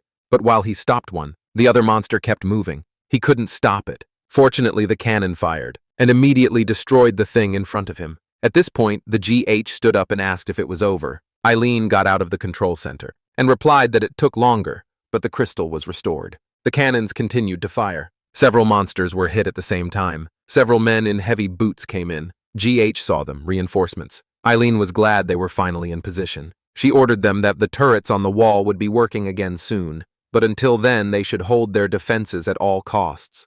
They all said yes. Immediately, a mob of huge monsters approached the walls, which launched a bunch of eggs forward at the wall. The Solots immediately took aim. The fighter squad opened fire. They started hitting the monsters, and they kept firing. But unfortunately, one of the monsters landed on a soldier and the soldier was eaten. A co-worker who saw this shot the monster. Then he told his colleague to get up, but he was already dead. But to his surprise, a monster appeared at his side, and it got him in the neck. And then the guy fell down. The other men kept shooting. They kept fighting, despite the tears streaming from their eyes. The monsters were overwhelmed. The battlefield was in chaos. Some were screaming in anger. Some were begging for help. And there was a lot of noise from the monsters. The protagonist also kept fighting. He slashed a big monster, and then he was breathing heavily. The guy looked around and asked the soldiers if they could still hold on. He told them he would cover the other side while they retreated. But when he checked, he was the last one left standing. He turned pale. Everyone was dead. Then he felt anger. Looking at all the monsters around him, he had no feelings left, only anger towards them. And then there was a huge explosion right at the top of the wall. The scene changed. The tower lit up. There was a door under the wall, and it opened. A cannon appeared behind it. It was gigantic compared to a normal cannon. Someone called Eileen. It was headquarters. They informed her that the Guardian cannon was fully charged. The horde of monsters rushed forward. Eileen ordered them to fire. The cannons released powerful beams. Since there were several cannons, they covered a wide area. When the shells hit the ground, they exploded. Immediately, the shockwave and shrapnel killed the piles of monsters, literally wiping them off the face of the earth. And he was watching it, the real war. He had a sullen look on his face. The explosions continued, one after another. Later, the area was cleared. The cannons had finished firing. Zhou Yi saw that most of them were dead, and those who survived ran away. Eileen told him that the Guardian gun kills swarms of these monsters, but it needs a reload before each shot. She clarified that usually when there's a high-end abyss breakout, they detect bursts of energy days or even weeks in advance, and that gives them time to prepare at any possible entry points. But this time it's different, and he was silent. Eileen's body trembled as she admitted that there wasn't even a hint of warning, and just listened. Then he patted her shoulder. There were a lot of bodies in front of them. The guy told her it wasn't her fault. She knew it was. Her tears flowed. She admitted it was hard to bear and wiped them away. Meanwhile, the earth was creeping toward them, leaving a trail of dust behind it. The boy and girl noticed it and marveled. not realizing what was happening. After all, this thing was already very close and apparently was very big. Suddenly, something appeared from the dust of the ground. It came out and revealed a huge monster. It had several tentacles and was aiming at the cannons, and then it started hitting them. The guy couldn't believe it. The tentacle hit the wall, and it collapsed. Now the guy was just falling, but he was worried when he opened his eyes, because Eileen was falling with him too. He used the monkey's extra long arms to reach her. He managed to grab her, and with his other hand, he clawed at the wall, trying not to fall even more. And he succeeded. They stopped in front of the abyss. The girl opened her eyes. She saw that all their guns were destroyed in an instant. The guy was also in shock and didn't understand what was happening. Who he was and where he came from was a huge monster. He had the head of a shark with a big mouth and sharp teeth, several eyes and legs in front, while its body was long and had tentacles on the sides. Eileen and Joe simultaneously told it that they couldn't let it destroy the wall. They immediately moved and jumped up and aimed at his head. Joe used his spear and Eileen used his blade. They struck at the same time, but nothing happened. Not a scratch. He didn't even flinch. That surprised Mr. Cho. He had to step back to get the momentum for the blow, and since he had hard skin, he decided to aim for the eyes. He struck, but his spear couldn't even penetrate the first layer of his eye. Now the guy was completely confused. Then the monster shook him off and he fell down. The monster clung to the wall and started gnawing at it. The guy watched it as he fell. The monster took a big chunk of the wall. Eileen cursed loudly when they landed. She was worried that the wall was about to collapse. They saw that the monster was looking up into the sky. Its mouth was too, but it would have been open by now. The monster was ready to devour them. The blond man saw them. He raised his red hammer and slammed it into the ugly monster's face. The boy and the girl were in shock. They were preparing to die. Eileen recognized the man. It was Captain Lin Qiao. Ling Qiao was the captain of the first squad of the extermination squad. He had joined them. Gigi couldn't believe that this uncle was their captain. Eileen proudly introduced the captain of her squad. She stated that he was second only to Commander Corey in the entire fighter force. He said it was because his ability allowed him to control his blood in battle, and he spent years in continuous battles, so he is chronically anemic. The blood was sucked from monster corpses. It turned into fists. The captain controlled a few bloodied fists in the air. She warned Yi not to give in to the deceptive appearance. Yi's eyes widened with shock. The monster was struck by the fist and groaned loudly. It now looked angry. Its limbs then lunged at Ling Qiao. The monster shattered the place where they had just been. Dodging the attack, Yi was worried because the last attack had left a crack in the city wall. And he worried for the captain, but Eileen told him to relax. She knew that such an attack wouldn't do anything to him. Ling Qiao blocked it with a long stick. He was unharmed, and he counterattacked using his large hammer. Then the blood hammer transformed. It became a trap, the one that holds the monster in place. And now the captain was standing right in front of him as if mocking him. Ling Qiao bit his finger until it bled, and turned to those who lay buried here. He recognized their fear, their rage, and their grief, and told them that he had heard it all. He drew out their blood and joined it together. This created a long sword of blood. He declared that with the remnants of their blood he would end the beast. The monster roared loudly as if it sensed its imminent doom. Ling Qiao swung his blood sword, and it sliced through the monster. Gigi tensely watched it, and the monster exploded, which was not surprising from such a huge sword and a strong blow. The two parts began to separate, and just like that, the monster stayed in two pieces, and couldn't believe the terrifying pressure. Now it knows the strength of the captain of the first squad. After that, it rained bloody rain where Ling Qiao was. He turned to Eileen and told her that he was proud of everyone. He knew that not a single soul had trembled at the end. He felt that even then their blood still burned with fighting spirit. Eileen told him to stop the bleeding from his finger first. He hadn't noticed it because he'd gotten carried away after the warm-up. He looked for his bandage. Eileen gave him hers instead. Ling Qiao stated that revenge would be exacted after he killed the Abyss Lord. Gigi realized that he had no time to relax. Although he has come a long way since his return, compared to his awakened squad captain level, he knew he still had a long way to go. Suddenly he turned at the noise in the sky and saw planes coming towards them. They were dropping bombs. There were several explosions on the ground. Jai was inside the mech, and he told Yi that from now on they could leave it to the Zhang family's technology. He told him that the entire defense system of Nirai City was built on their technology, and by dawn, the repair drones would have the walls back in working order. and he was impressed. He said that compared to this kind of technology, the old outpost seemed like a primitive village. It was understandable why everyone wanted to move to Nirai City. Ling Qiao told Yi that the commander wanted him and Yi to report to the High Council. He added that this includes Jia. I replied that the wall won't be fixed soon, and if they all leave and the monsters come back, Ling Qiao informed him that he was staying. He wished the monsters would come because he could use a warm-up. They obeyed the order. In the parliament building of Nirai City, Yi, Eileen, and Jia stood in front of the tall screens. Ji reported on what had happened. Then Yi and Eileen also completed their report. Rhodes looked at them angrily. Jun Seiwei, the president of the Jun Group and the head of the Jun family, said that the main reason for the breach in Nirai City during the invasion from the Abyss was the deliberate sabotage of the main power system, which prevented the timely activation of all 3 levels of defense. He added that Eileen's report confirmed that the city's defenses were working normally once power was restored. He suggested that the council launch an investigation.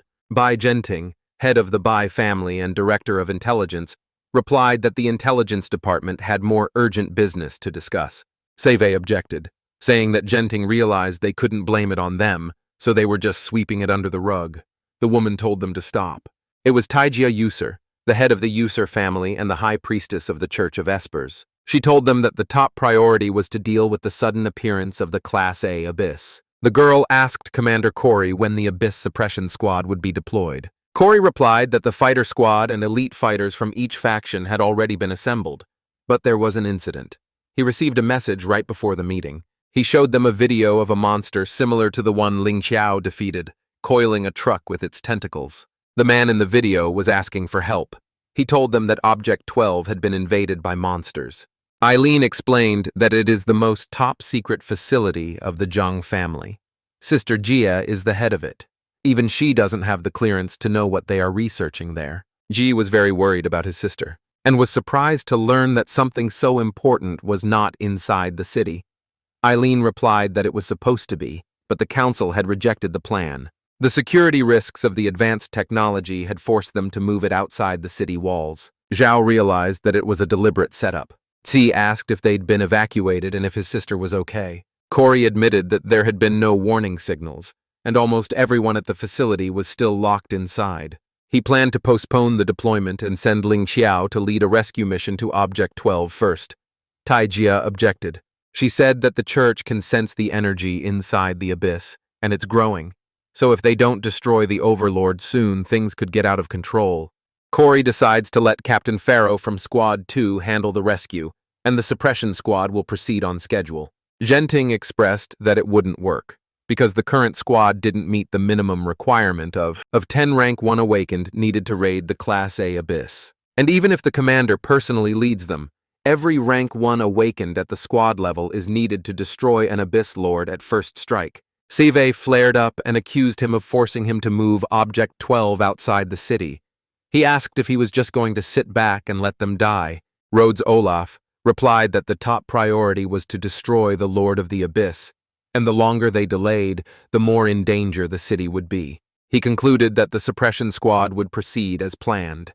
In his mind, he thought that Seiwei was a useless fool for refusing to merge with the Olaf family earlier, and now he expected support. Corey knew that Rhodes gave a noble speech, but in reality, he just wanted to crush the Zhang family. He realized that they were up to something. Zhou Yi said that he now realized everything. None of them were planning to help. He had caught the attention of all the heads, even the most evil ones, and some were proud of him. Now Zhou Yi said that he would go by himself. Just then, the scene changed to a night landscape and a building. There was some kind of helicopter flying in the sky. It was moving towards the rift from which a red aura was coming out, and it was spreading around quite quickly and successfully. Inside the helicopter, Guy learned that all the fighters of the fighter squad had been mobilized to suppress the abyss. The order sounded harsh. Zhou Yi must personally lead the rescue squad without support. The Supreme Defense Council categorically rejected the rescue operation. Every single fighter of the fighter squad was required to join the abyss suppression team. The man then declared his informal status and volunteered for the rescue of Object 12. Captain Corey had gone against the council's wishes by secretly leading them past the ground monsters. That was already a big help.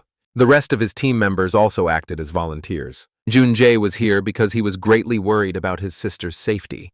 The two previously doubted competitors and Lu Yao, who was familiar from training in the abyss, joined them.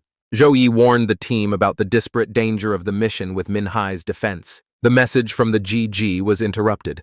The fighters pledged their loyalty with glee. Lu reminded Guy of her saved life and unspoken gratitude. The plane was approaching the drop point. The team was ordered to prepare for landing. The man briefly thanked her for her trust and gave the order to begin the operation. And as the plane landed, everyone was already definitely ready to begin the mission. The door began to slowly open, and as soon as it opened, an armored military vehicle came out of the plane's hull. In the front sat the protagonist and looked at the departing helicopter. Then he turned to his passenger who was saying something about benefactors. It was Jay. He said that right before the flight. His father had shared his regret of weakness and acknowledged Guy's help. Junjae swore the family's eternal gratitude for GG saving them both. Guy turned to Jay and said he understood the feelings of those trapped in the facility. Someone has to rescue them. Guy explained the motive. Inaction would lead to regret. He wished to remain himself. Zhou Yi asked to stop calling him benefactor, emphasizing the slight age difference. The night grew deeper and deeper. Somewhere, a flame was breaking out. They were entering a city that was in chaos. As soon as the scientists stopped the car, everyone began to get out quickly. The man noted the signs of the monster's attack, comparing the destruction to Minhaj. The guy realized with dismay that they might have been too late in arriving on the scene. Just as suddenly, moaning began to be heard from under the rubble. The group was greatly surprised. And then someone's pale and broken arm appeared out of the rubble. Gigi immediately ran forward, saying that there is clearly someone there. Suddenly, the first half of a person already appeared from under the rubble. He was reaching out his hand towards the main characters, but could only groan. Junjae, breathing heavily, rushed to the rescue, urging the injured to hold on. He would help now, but something alerted GH and he rounded his eyes. Their hands almost joined together. A warning of immediate danger sounded for Junjae. Suddenly, his arm and body were attacked by some aquatic creature. It even had eyes. Zhou Yi commented with horror at the sudden appearance of this monster. It turned out that the monster had deliberately ambushed the rescue team here. In a moment, the monster was already charging over the poor scientist's head. The guy who had a symbiosis with the monster asked to be killed. The guy was shocked. It turned out that the wounded man was being used as ambush bait by the monster. He immediately struck with his sword. He and the water were immediately separated by the guy with the blade. The water began to regenerate quickly, and the monster was once again standing with Gigi's friend and glaring at him. Zhu immediately activated his imbue vision and began to analyze. The man explained the nature of the young liquid Goliath, which consisted of liquid. Zhou Yi shouted to Junji that physical strikes were useless. He needed to find the crystal. The guy noted with annoyance the invisibility of the monster's weak spot on his shoulder. He decided to act drastically, preparing to attack. The man announced his intention to completely freeze the liquid opponent. The scientist used all his power to stop the monster with ice, and the face of the mad monster split in two, and the shards were scattered in the neighborhood. Some time passed, the night came. Junjae touched the corpse and was horrified to recognize his recent colleague as the dead man. The boy remembered the casualties on the outpost's food retrieval teams.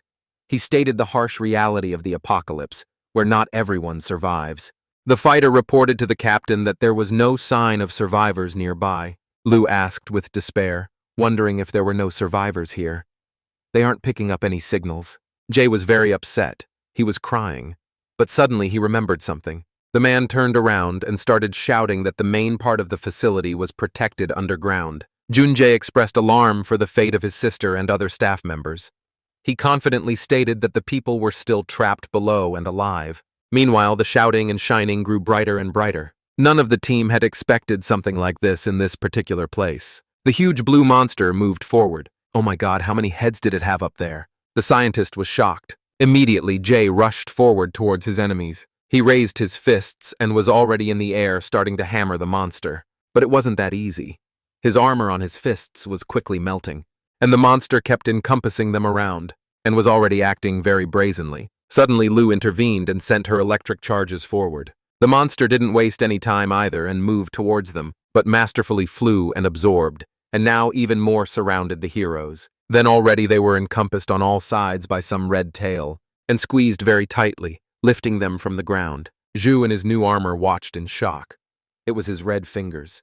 Gigi pulled on them, and now his friends escaped death from the tentacle, and the bespectacled man sat on his knees, knowing he was surrounded and doomed. He sat there almost crying and thinking about his sister. Suddenly, there were messages on his phone, someone desperately trying to reach him from underground. Now the guy was glad because he recognized that voice. It was his sister's voice. Junjae called out to his sister hopefully, looking at the screen of the phone. Someone on the screen was watching the guy being surrounded by a water monster. It was a group of scientists who had access to all the cameras in the research center. Among them was his sister Junyi, who demanded attention, communicating an urgent plan of action. First, he needed to distract the monsters. The scene switched to another group of warriors, trapped by a monster as well.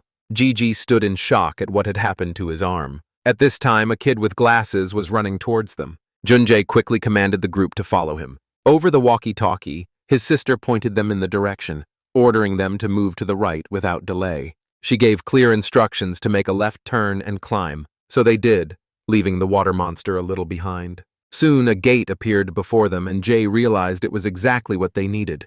The man hurried the men to take shelter in the safe room, seeing the approaching threat. There wasn't much time left, and the guy shouted to everyone, "Close the door!" And a second before they were killed, the water monster just hit the closed, airtight door. This made him angry. He even growled a bit before entering.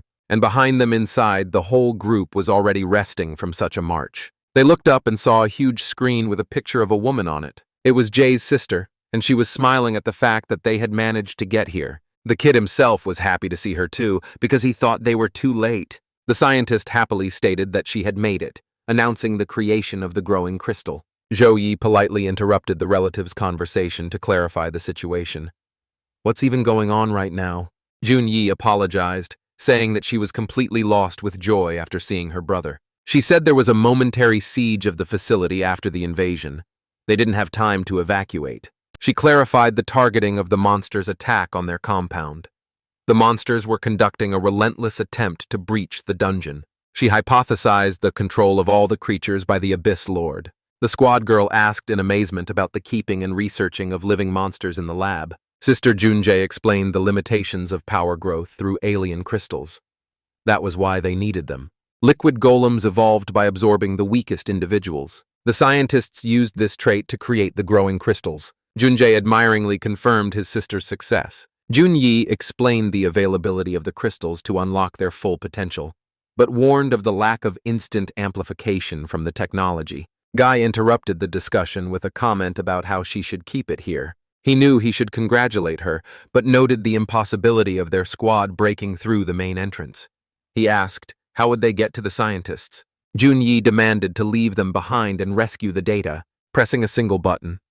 The girl suggested a path to the database to evacuate the research. She showed a schematic of the complex and declared the facility lost to further operation.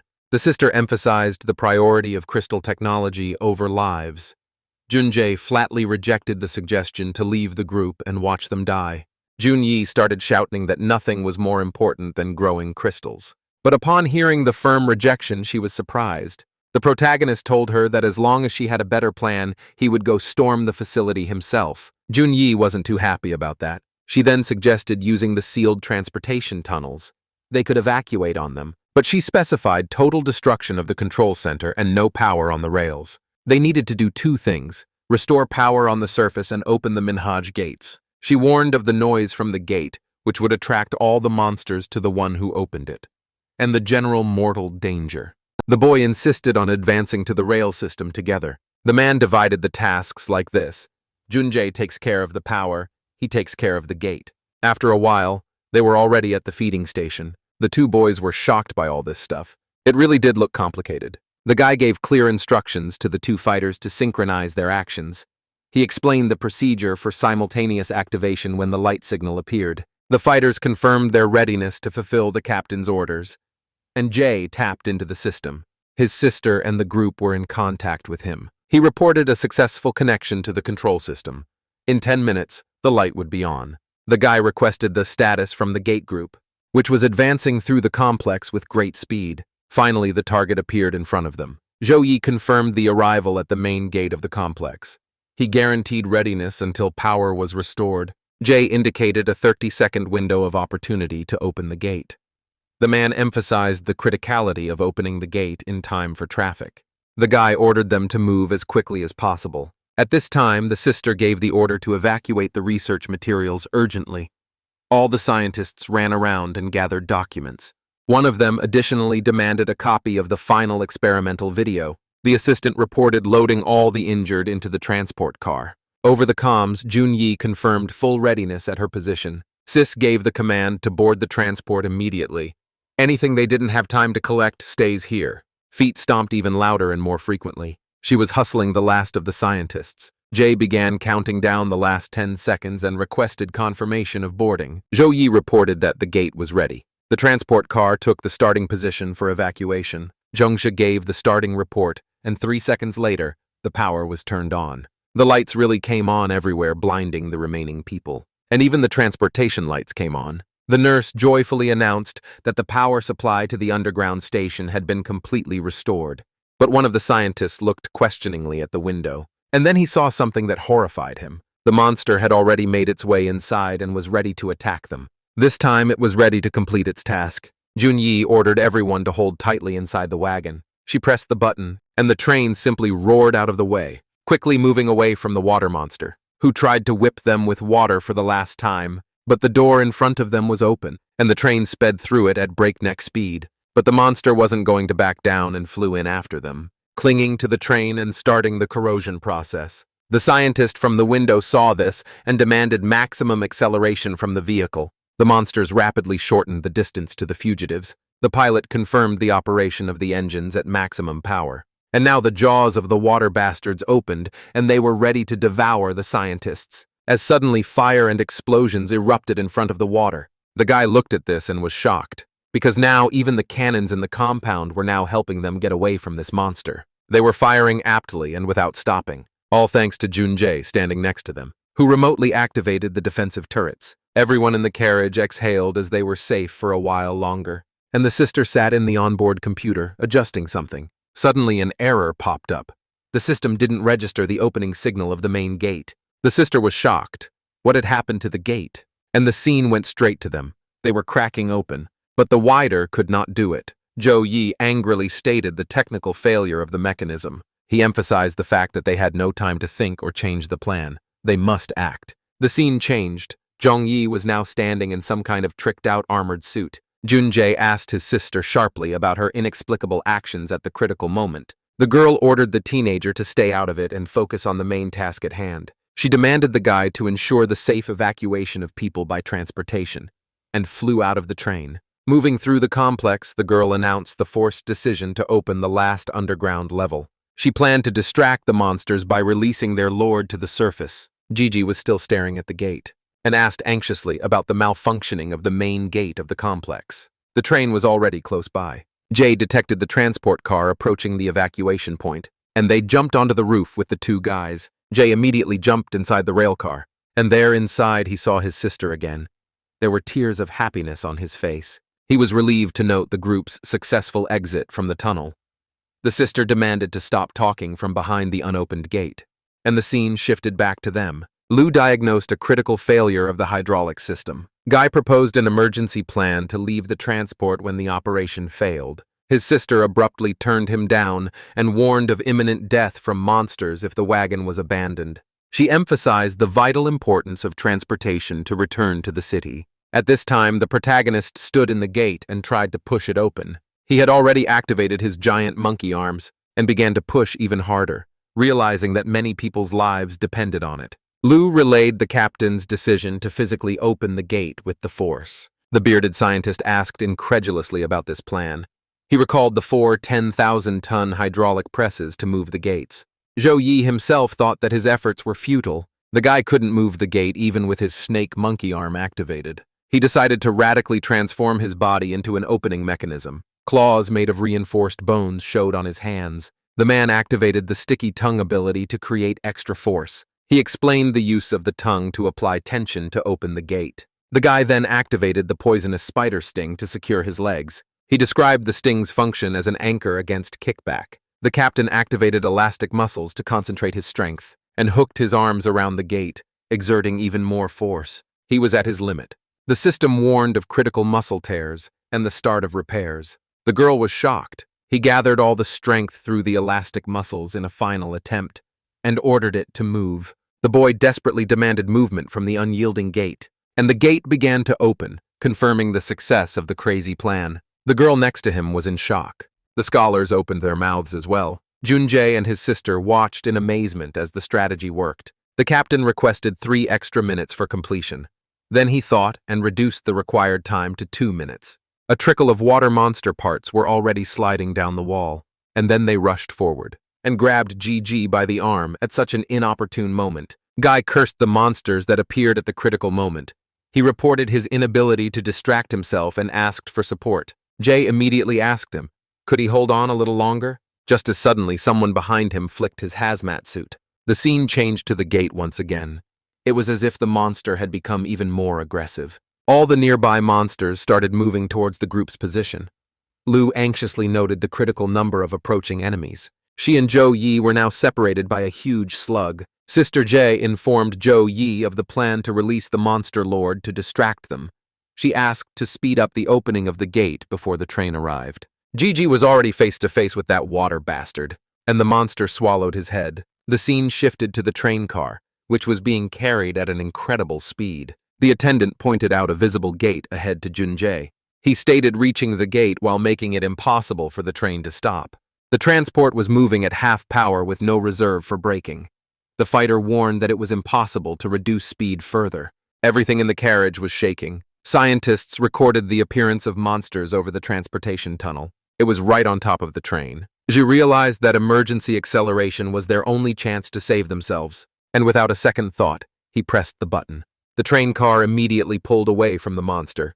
The people inside watched it through the windows, and they saw it moving away very little. And then the boy realized that the load dump maneuver had not thrown off the pursuers. The spikes from the water were coming closer, and soon the monster was quite near again, and quickly grabbed the guy who had gaped and looked at it too long, then dragged him away with him. By now, the monster was almost in the cabin. Panic gripped the people at the sight of impending doom. The scientists just watched and waited for their doom, and the bearded man also watched, but not so submissively. Just then, the suit locks on his arms clicked, and the latches on his legs. Zhe was shocked to see Uncle Day in an armored suit. The veteran addressed the younger generation as the future of humanity. He suggested that the old men cover the retreat with their last forces, and ran towards the monster. Jay was shocked at such heroism and shouted no. The old man immediately pounced on the monster with his whole mass, and the self-destruct button on his suit lit up. And a second later, there was an explosion in the monster's place. Jay cried because he had lost someone dear to him. At the same time, Lu was actively fighting the monster, which kept choking Gigi and prevented him from opening the gate. Sad Jay cursed loudly, lowering his head and sobbing even more. Then something very violent rumbled. Everyone immediately had to cover their ears in order not to lose their hearing. The partner was in shock and didn't understand what was going on. Jay was completely shocked and pointed forward, because now all the monsters had now turned around and headed towards the main building of the complex.